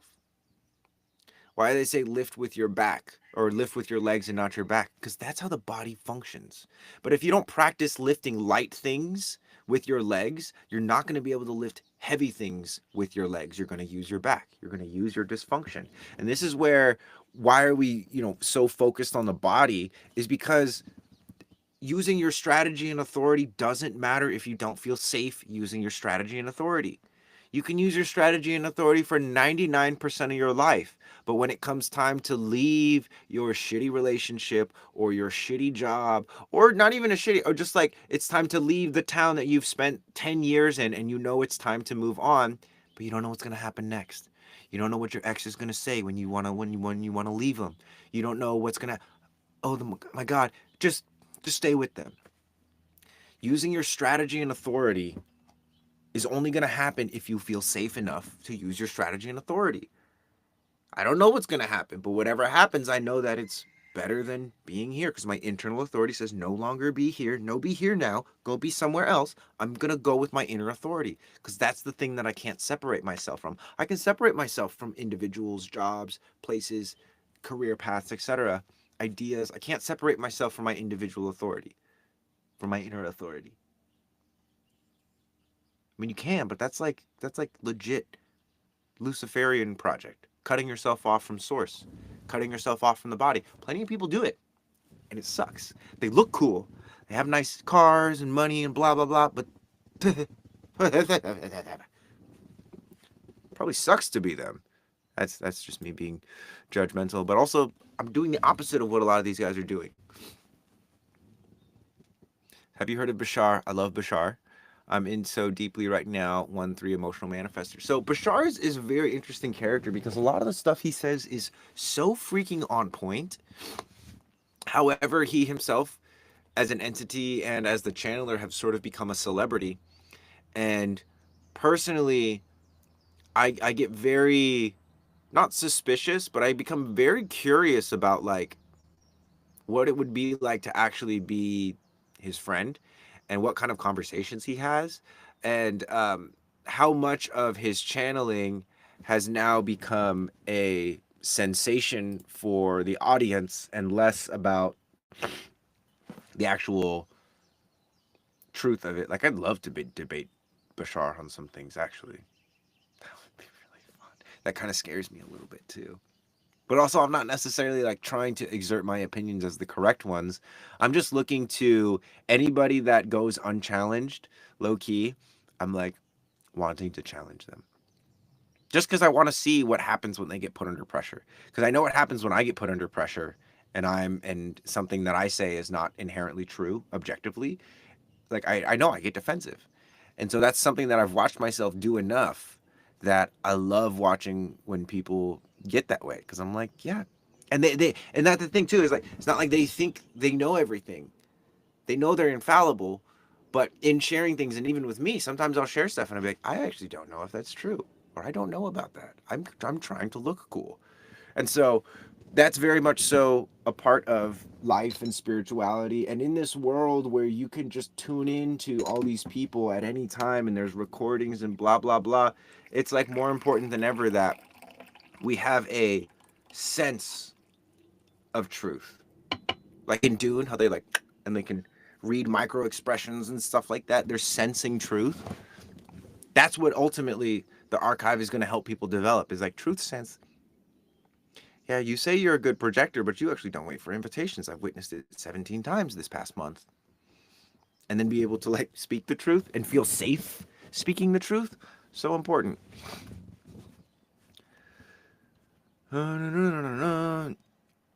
Yeah, we can just be curious. And yeah, I want to challenge. I want to be the very best so no one I want to be the very best.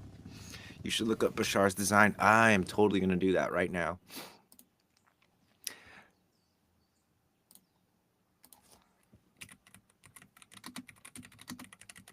So one interesting thing about an entity, because Bashar is essentially channeling an alien, right? So all we could really do is look up Daryl's human design. We can do that because Bashar is not human. So, but we look up it. Look up Daryl's.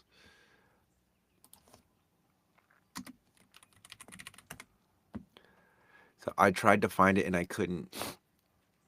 So Astro Data Bank says he was born on October 12th, 1951. Good enough for me. Let's do it. Bashar. What did I say? October 12th, 1951. October 12th, 1951. Ah, gosh. October 12th, 1951. We don't know his time. Anytime I don't know someone's time, I just type in noon, and then I use Neutrino Designs Birth Time Explorer to look up all of the different variations. Okay. I don't know, where was he born? Born Ottawa, Canada, a Canadian.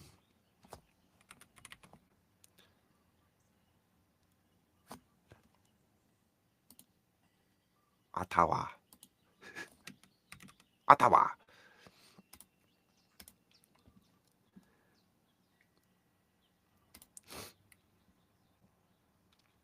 Generator, emotional authority. He's got the channel of community and the channel of mating.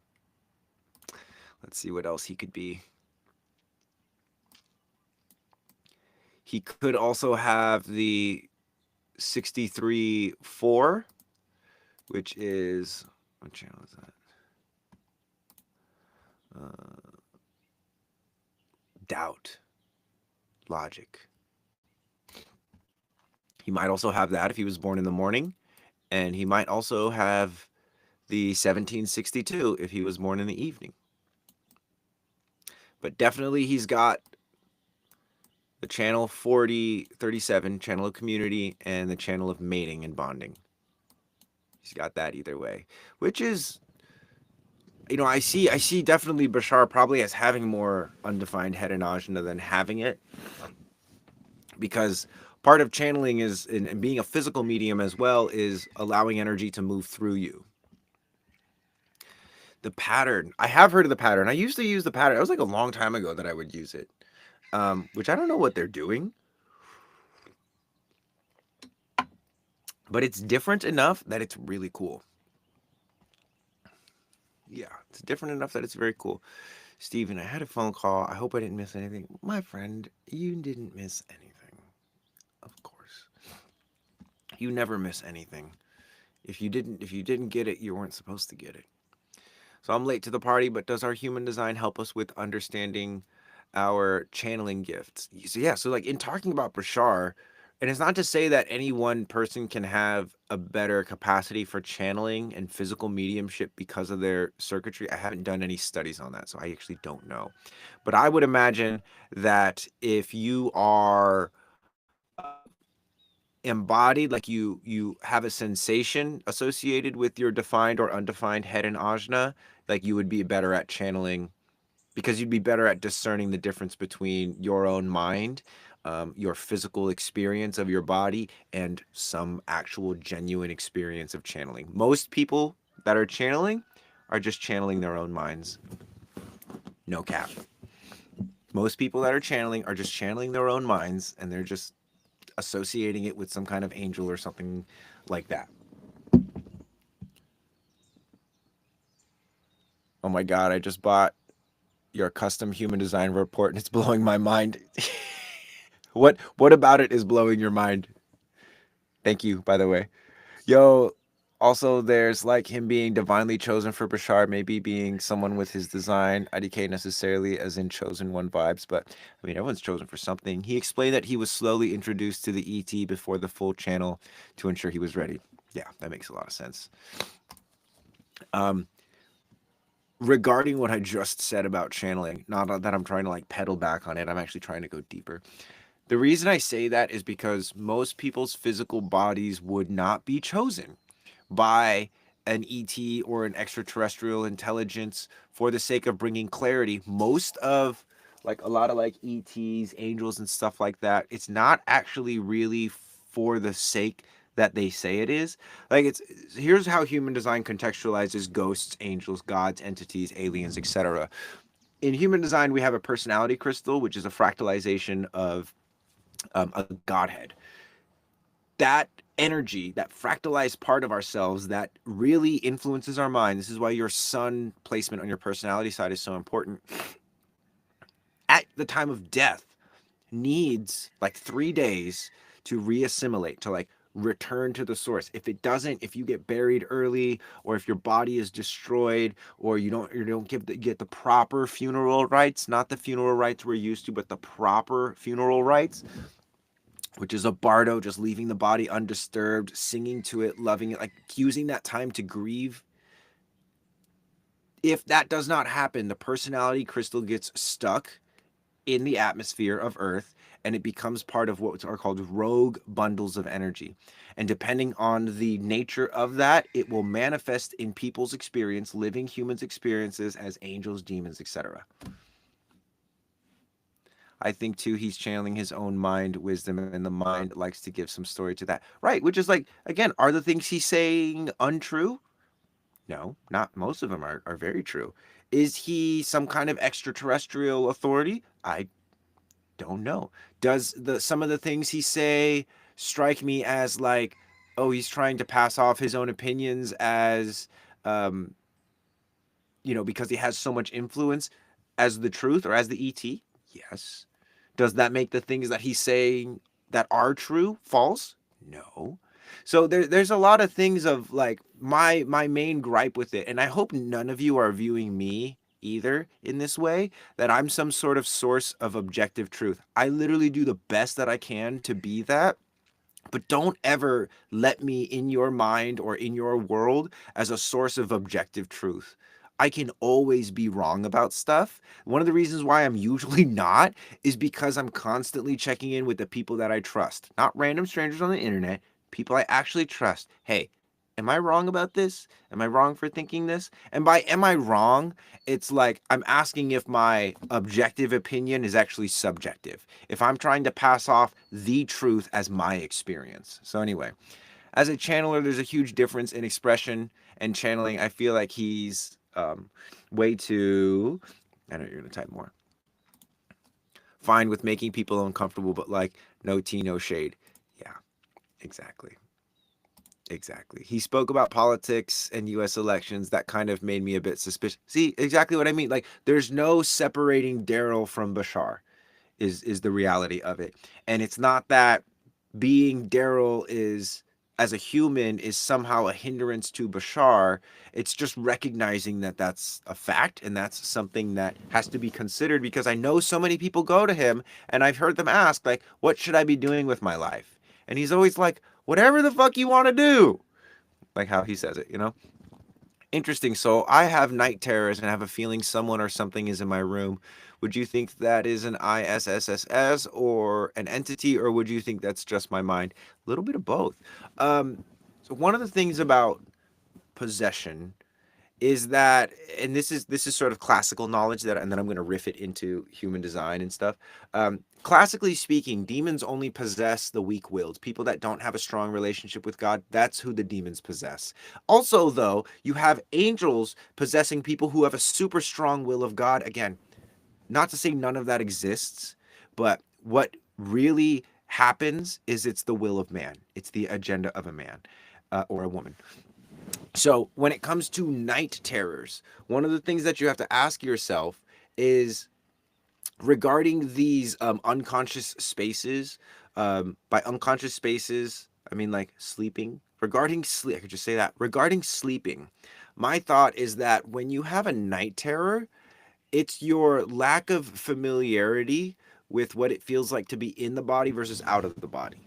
Like a lot of people, they live outside of the body, but not too far outside of the body that they're freaking out. When you're sleeping, you're like a little bit more outside of the body. So when you become conscious of your body and you're outside of it, it feels like you're dying.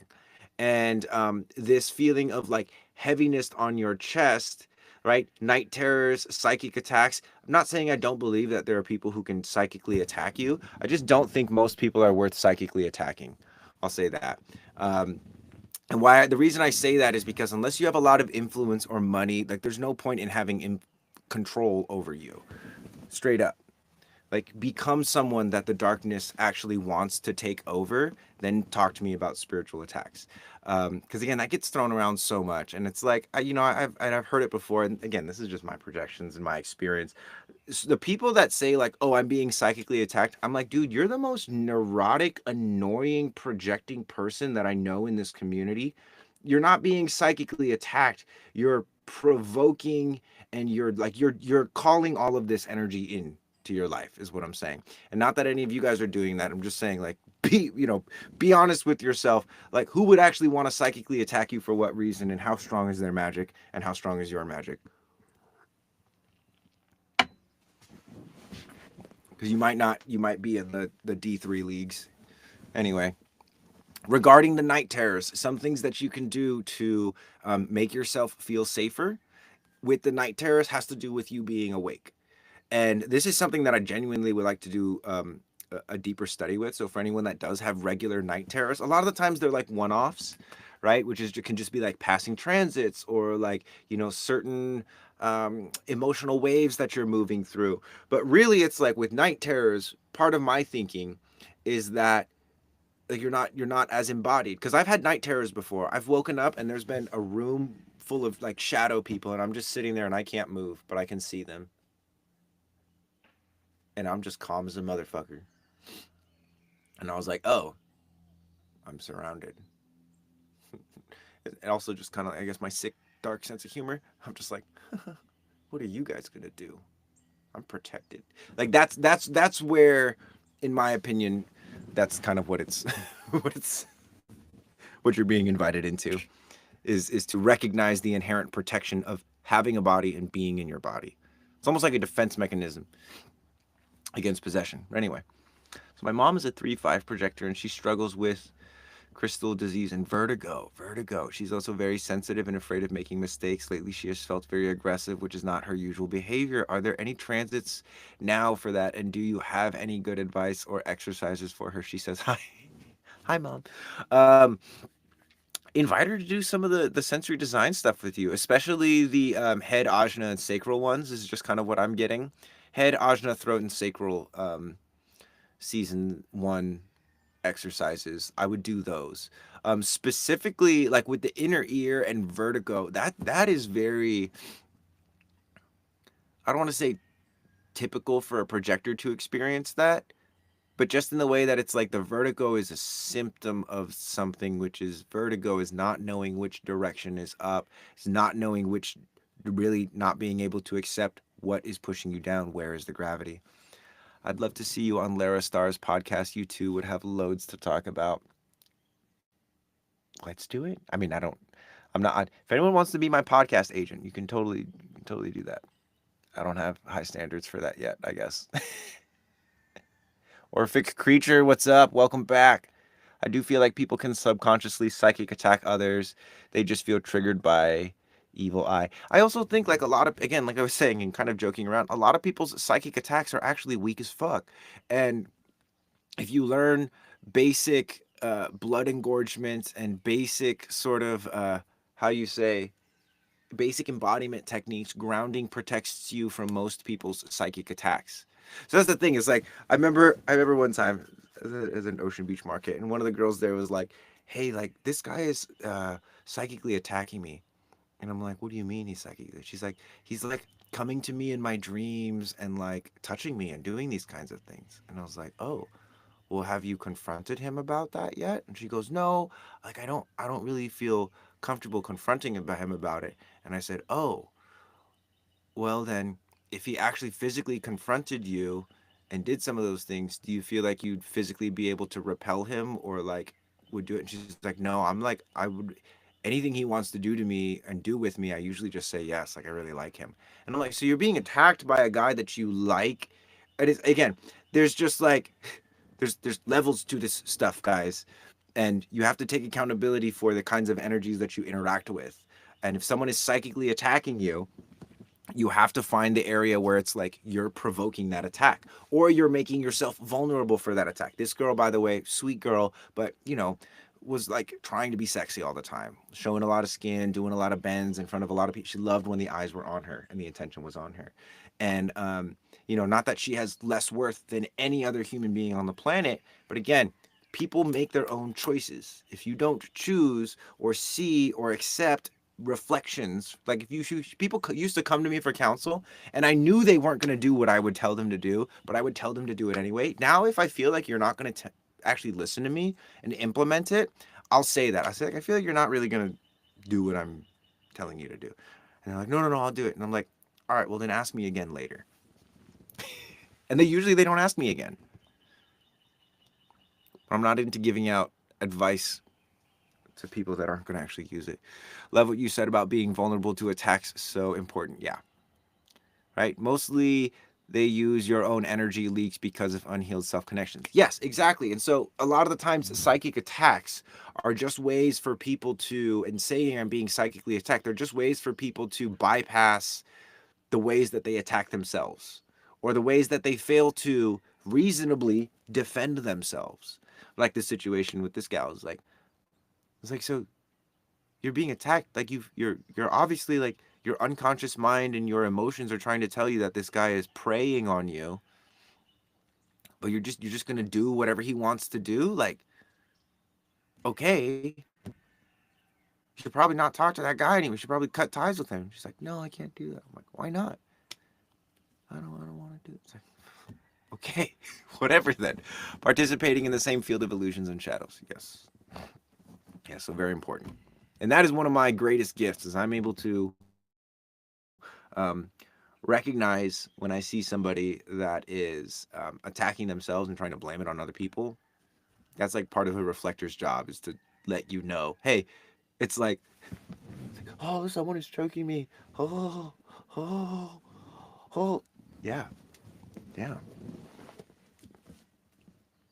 Yeah, recognize also too that you don't give your power away to people.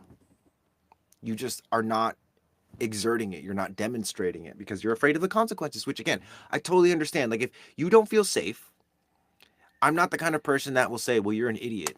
Like, it's a safe space here. What I'm going to say is, well, what do you feel? What do you feel? Are you feeling shaking in your hands? Are you feeling this? Because if you can't feel those things, I'm going to invite you into those spaces. And most of the time, if you're in my presence, you go from feeling not safe emotionally, mentally, whatever, to like, I feel my hands, I feel my body, I feel safe now. And it's like, okay, so what was the difference between now and then? Well, before I was out of my body and now I'm in my body. How much of a lack of safety is just because the mind is just pulling you out of your body versus an actual lack of safety? It's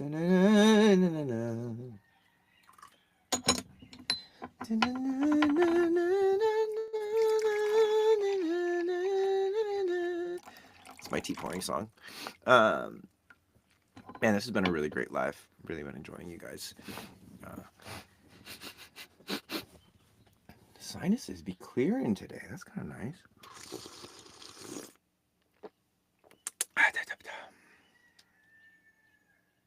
Something that I told my archive people, please don't be mad that I'm sharing this, is if you drink tea, instead of holding it with these fingers, experiment holding it with these fingers, thumb, ring, and pinky.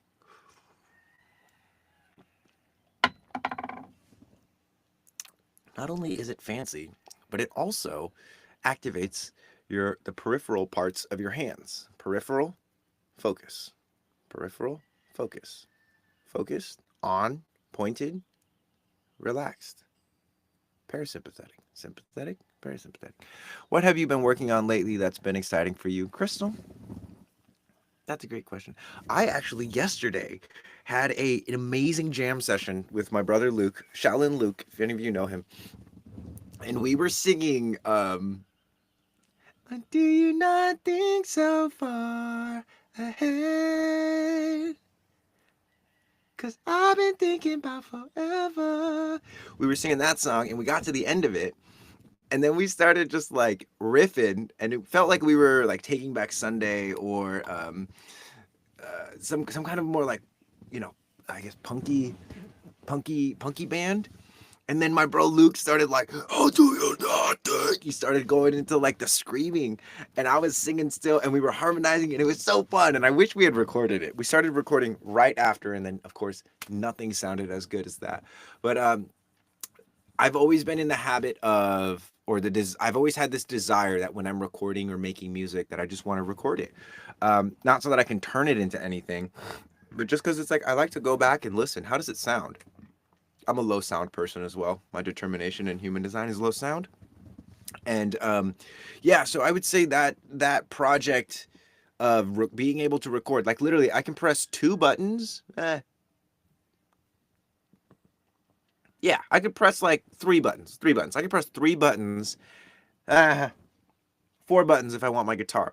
Four switches that are just like actual physical buttons, and it will record everything that I'm doing. And I have levels and presets and setups. So I'm like, I'm at the point in my recording career where I'm like, I have the gear knowledge, but I've let go of the this needs to be something. Like at some point, guys, I'm gonna go on tour with an album that I'm gonna create. Thanks to everybody's memberships in the archives and everyone that's done personal sessions or gotten my reports. You guys are like unknowingly fueling my musical career. That comes later. I've accepted that that for me just comes later in life.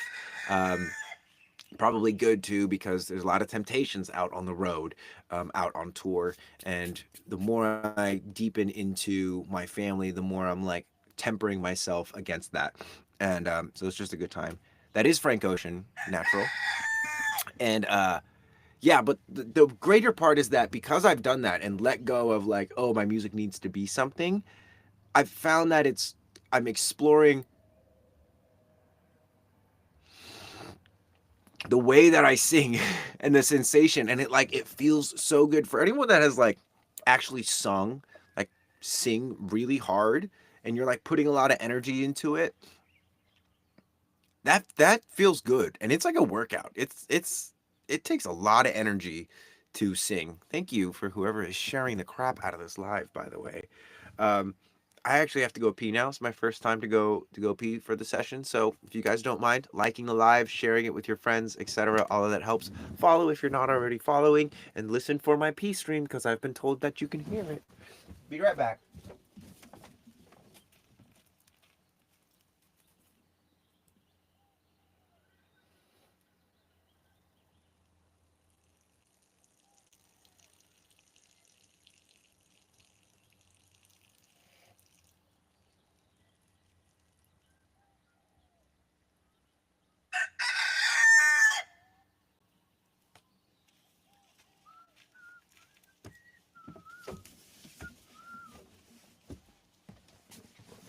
Ba-na-na-na. I'm back.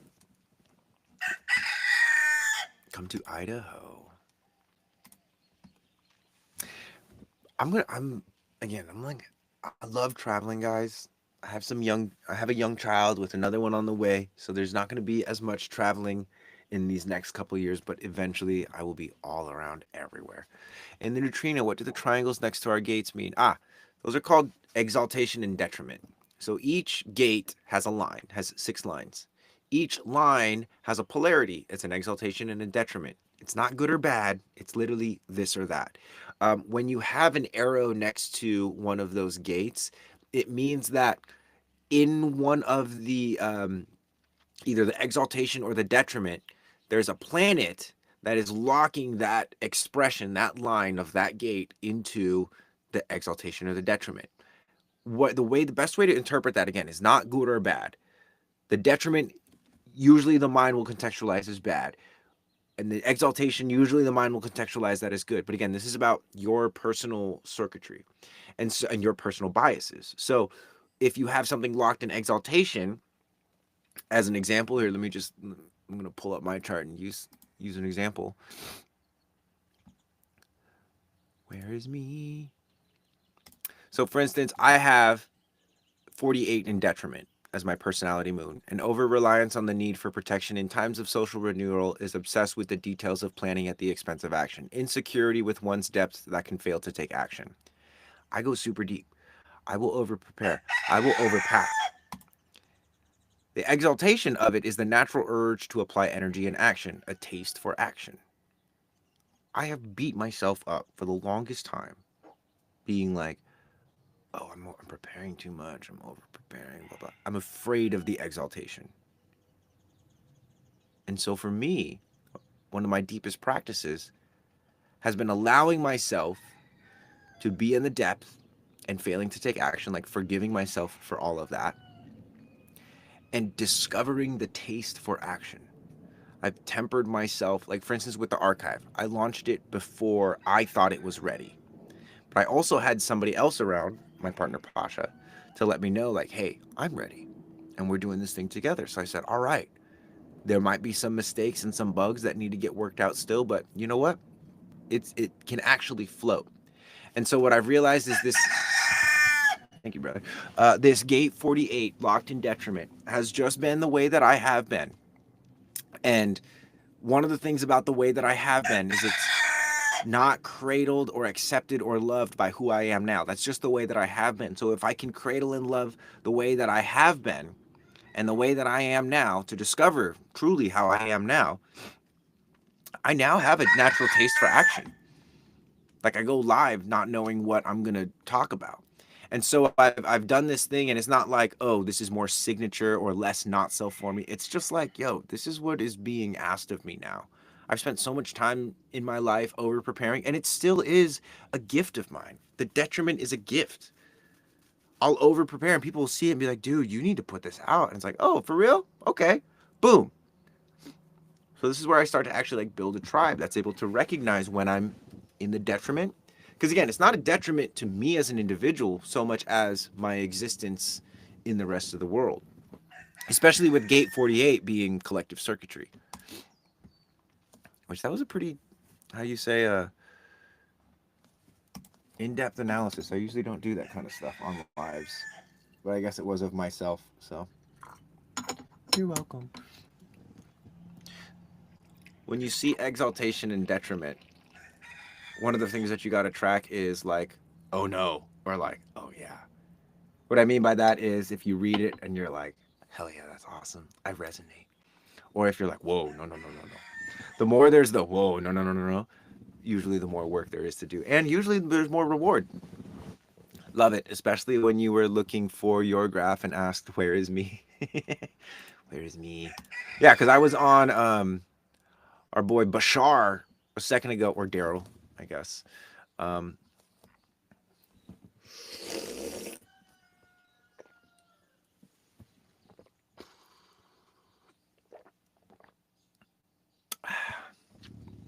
this has been a great live, guys. We're getting towards the end of it, but this has been awesome. I need to have an actual reading. Have you had one or just learned all this on your own? So I taught myself pretty much everything. I've read a lot of books on human design, but I'll tell you what, when I first started my career doing human design, I was looking for permission from someone. And then one night I remember looking up at the moon and the moon said, bro, you're having a baby. Who are you waiting for permission from? Like your child has already given you permission. I said, okay, I got it. Then I got a Calendly and a Zoom account. And I just started doing readings. Like I've been practiced in Reiki for many, many years before human design, but it was literally the initiation from my daughter's birth and the pregnancy that my partner went through that made me start doing readings and stuff. So, yeah, I've learned it all on my own, but I'm standing on the shoulders of giants, right? I've developed my own way of helping people with this system, And I genuinely believe that human design is like the gateway for a lot of things, embodiment, but also delusion. Uh, and delusion is not always bad. Like there's people who are like really embodied, but they're not delusional enough.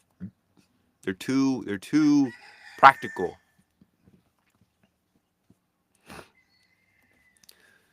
So anyway, I need to have an actual reading. I have had a lot of readings from a lot of people, because I was curious. I was like, how do other people read this stuff? And there's not necessarily a universal method to read human designs. Like the system itself is sort of the universal method, but a lot of people will focus on different things. Like some people focus on the centers, some people focus on, your incarnation cross or your determination. I focus on the human. That's what I do. I do my best to focus on the human, and I use the chart as sort of a like, hey, poke here, see what happens. Hey, poke there, see what happens. I listen and watch you talk about yourself. I listen and watch you talk about the people who are causing you challenges in your life, and then I reflect on that. You were talking about projectors. I had to join. Sean, I'm always talking about projectors. Um, there is a very interesting kinship between projectors and reflectors, I think. And there's also a lot of, I feel like, convolution between the type or the purpose of the type. A lot of the times I see reflectors trying to be guides, and a lot of the times I see projectors trying to be reflectors. And it's really fun and cute. Oh, the tea is raw pu'er. I ran out of my fermented pu'er, so I'm drinking raw, which I've been really enjoying. At first, I didn't really like it, but doesn't have the same kick, but it's beautiful. But I have a projector partner, a 5-1 splenic projector partner, and we get along so well. And we also have a lot of alone time. My firstborn is a projector, and the reason I started diving into HD, oh, that's so cool. Children really change things for humans. And it's not like a mental shift as a parent, by the way. It's a biological shift, which a lot of people will ignore and suppress. Those are the bad parents. They ignore and suppress the physical transformation that happens when you have a child, and they still try and live as though you didn't just push a baby out of you or create a baby with your magic rod. They'll resist it. They stay immature. They don't show up for the challenge.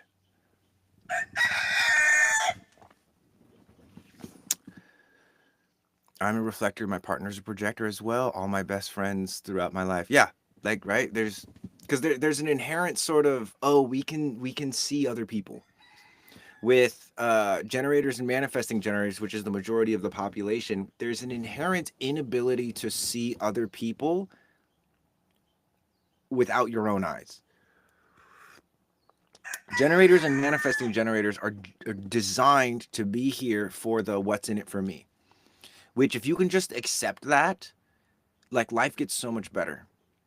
You stop people pleasing, and this is for both projectors, reflectors, and the non-sacral beings and the sacral beings. Like sacral beings, accept that you're here to live your life and it's about your satisfaction. You'll be way less frustrated and annoying. Non-sacral beings, accept that that's the way they are. One of the dumbest things ever is for a projector to be dating a generator, expecting for the generator to be accommodating of the projector's feelings before the projector has proper boundaries for themselves. It's the dumbest thing ever. There's so many of them. It's like the projector's like, I don't feel seen by my partner. And it's like, oh, well, do you know how to discern the difference between your sacral desire and satisfaction and theirs? And they're like, no, like, I'm working on that. And it's like, okay, well, you have somebody here that you can work on that with, right? And we're like, it's the dumbest shit. Especially because like there's a place we can teach that, and it's only $37 a month. It's not like super expensive. Loving the rooster. It's morning here in Australia. Ah, yes. It's been, I mean, I guess it's technically afternoon here. It's about to be 5. It's 10:55. Which this is not the longest stream I've ever done, but this is a longer one. Like I said, eventually I want to do a stream that's like stupid long. Like 6 or 7 hour stream. This is almost at 2 hours, which is great. Bro, wherever you live, I need the same. Your lives are always a good time, bro. Logic can definitely get in the way sometimes. What is puer? I know I spelled it wrong. You got pretty close though. So puer is like the original tea. Like when people talk about tea and they're drinking like chamomile or lavender, this technically is not tea. The actual tea is like a specific plant, and China has been known for incorporating this tea into their entire society. Like it's very common to be drinking tea as a meeting rather than like going golfing. You're like drinking tea with someone. It's a very common practice, and the actual characters for tea are tree and man, and so the tea of the drink and the plant itself is kind of saying, I am the tree, or I am the one that gives man the strength of the tea, strength of the tree. The tea that gives man the strength of the tree. That's what I was trying to say.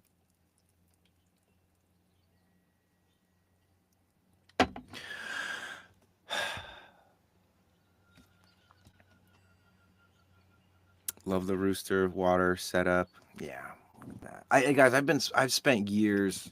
I know I just popped on the scene in social media really like 2 years ago again when my daughter was born. But I've been in this since 2012, guys. I dropped out of college and I ate some fungi.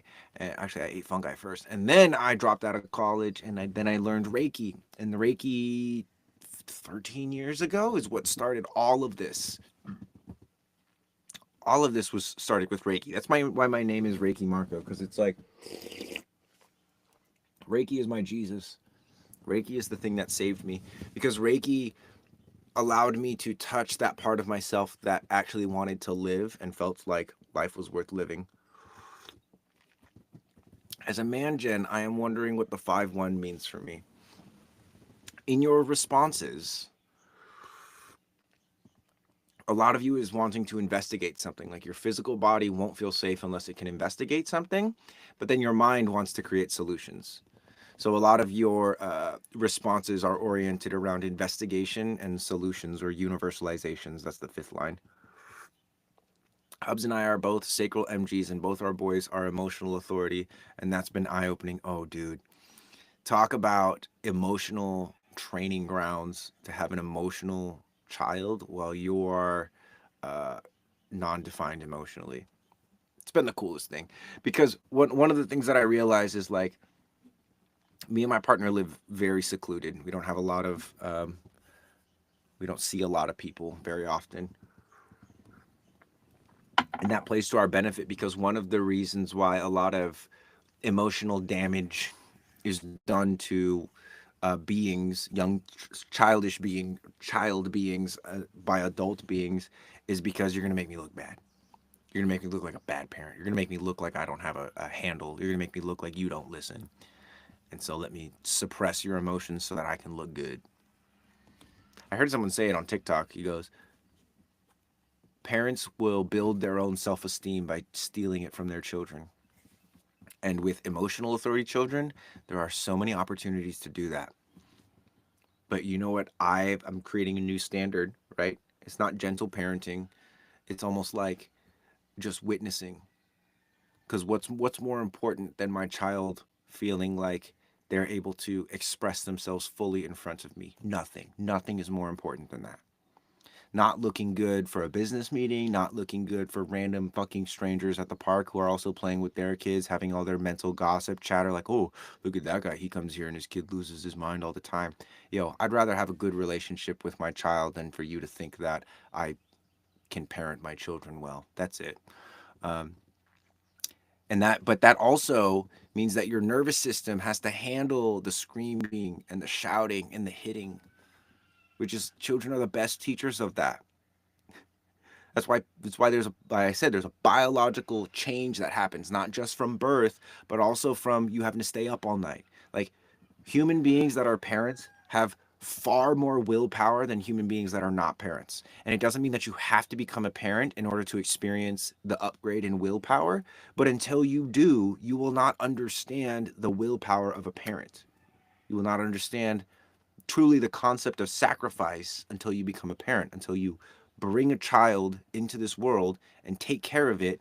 There's a part of the story missing.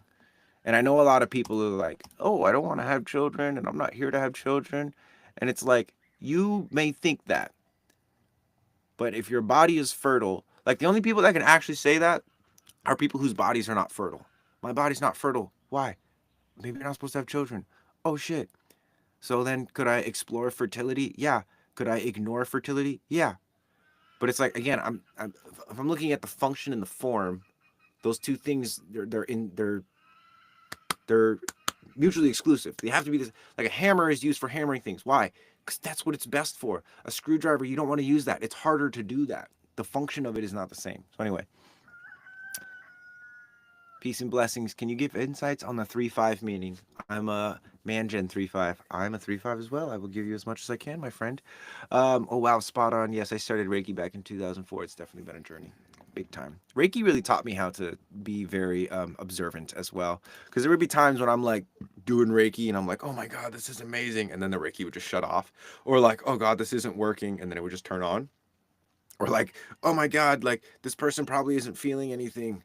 I'm such a loser. I guess I just should just finish the session. And then at some point it just turns on. I'm like, wow. And then it turns off again. So anyway, non-reactivity is very helpful. But like genuine non-reactivity, not numbness. Numbness and non-reactivity are different things. Regarding the 3-5, if you're a 3-5, congratulations. You are the coolest person on the planet out of all the profiles. I'm totally kidding. 3-5 is, I'm also not kidding. Is that healthy ego? Who knows? 3-5 is here to make mistakes and universalize information. They're here to be projected upon. They're here to be the hero of other people's story and then the villain of that same person's story. They're here to have a severe repulsion to making mistakes because that is literally where their magic is, in making mistakes. They also appear to be very sharp for a lot of people, or sometimes reckless, but it's quite the opposite. A lot of the times the 3-5 will preemptively make mistakes or unintentionally bump into things, sometimes intentionally, most of the time unintentionally, so that when the time comes for them to actually do the thing, they've already tested it and banged it against a lot of stuff. I'm also a 3-5 and the hero villain arc is insane, right? It's wild. It's wild because it flips in a second. One of the things that and this is not the only reason why it'll flip, but one of the reasons it flips is because the other person realizes that you're not the hero in their life, or that you are not the projection that they're projecting upon you. Then it'll flip. Or if you don't want to do something that they want you to do, then it'll flip. And so much of this stuff happens unintentionally. It's unconscious. But it still has impact. And so for projections, not just for 3-5s, but if someone is projecting onto you, by the way, means like, if you do something that pisses me off, like let's say you're going to take the garbage out and you don't take the garbage out. And so I see the garbage and I say, oh, he said he was going to take the garbage out. This is so annoying. I take the garbage out. Now I'm pissed. Now I come to you and I say, hey, you're not living up to what you're telling me you're going to do. This is not okay. And then they come back and they say something along the lines of like, what? It's just the garbage. It's not like that big of a deal. And I say something along the lines of like, no, it's a very, very big deal. Like if you say you're going to do something and you don't do it, like that makes me not want to trust you or be your friend, right? So there's this whole thing. But the reality is like, I'm angry about garbage. Why? Because they can't trust you as a friend? No, because at some point, somebody in my life said they were going to do something and didn't do it, or they said they weren't going to do something and they went and did it, and they broke my trust. I have broken trust. Usually it's not about you and the garbage. That's why people make mountains out of molehills. It's because there's actually a mountain standing behind them. And so you become the intermediary. You remind me of this person that broke trust. It might be the garbage, something super trivial, but it's not about the garbage. It's like, who are you projecting onto me? So that's one of the things that you can ask. If someone is projecting onto you, you can ask, hey, does this remind you of anything? Does this remind you of anyone or any certain situation? Right? A lot of the times people will be like, no, like this is just a you and me thing. Sometimes they'll be like, yeah, my dad used to do this, or my mom used to do this, or my first boyfriend, or blah, blah, blah. They'll tell you about it, and then just be curious. If you get defensive, if you're like, oh, I'm a man of my word, I say I'm going to do it, I'm just do it. Things just got this. You're defending, you're deflecting. If you get defensive when someone throws a projection at you, there's some truth in the projection. If you're like, oh, yeah, dang, my bad. I didn't realize that was ignorant of me to not see how much this meant to you. Let me explore, let me investigate and see how much it means to you. A lot of the times when people get projections thrown at them, they just want to dispel the projections. But if you do that, then you can't learn from the projections. Let it linger around a little bit, explore what's behind it, explore what truth is in it for you. People project on me all the time, and that's what I do. I investigate. I say, oh, does this remind you of anything? Oh, okay.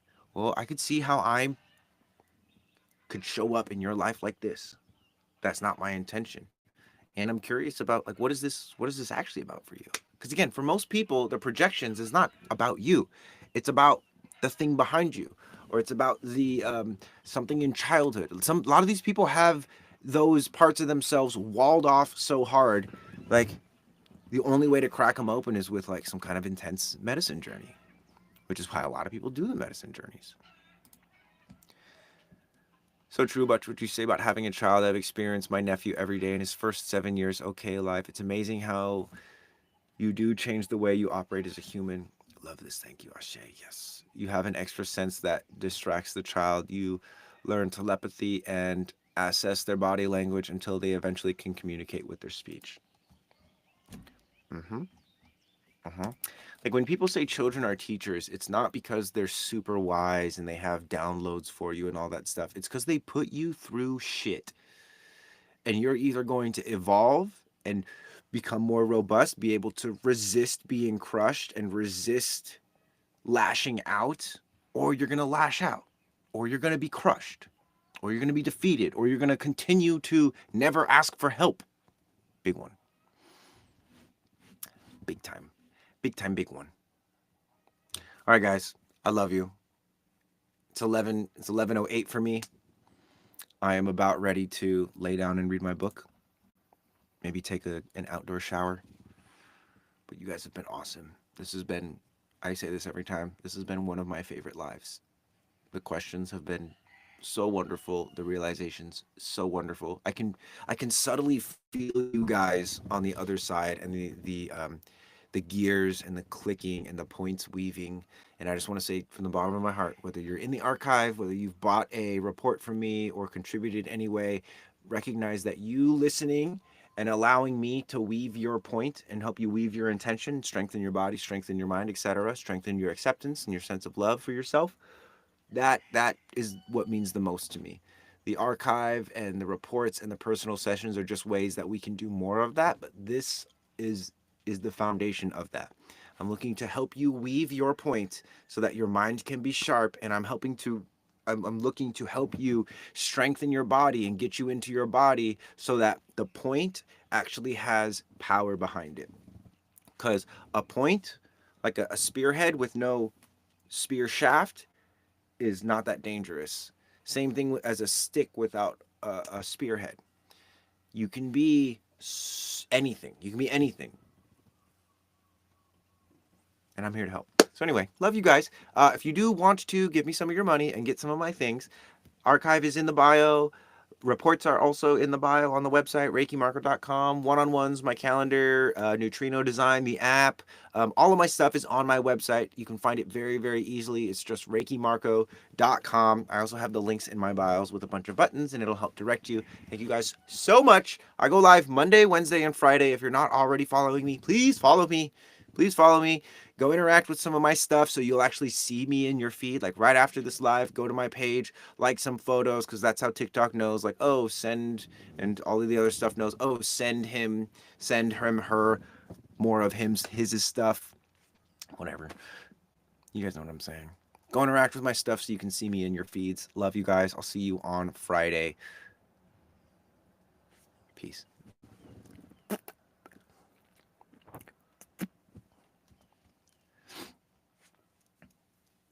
Love you, Steven. Who else is in the archive real quick before I go? I want to give you guys some actual shout outs. If you're in the archive chat right now, say what's up. Say what's up. Or if you're in the archive, not necessarily if you're just in the archive chat. I know Steven.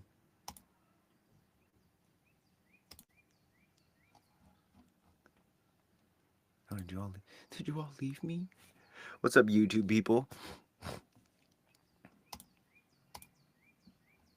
Instagram people. This has been great. This whole live thing has been super fun. Anyway, that was an embarrassing flop. I love you guys. Catch you later.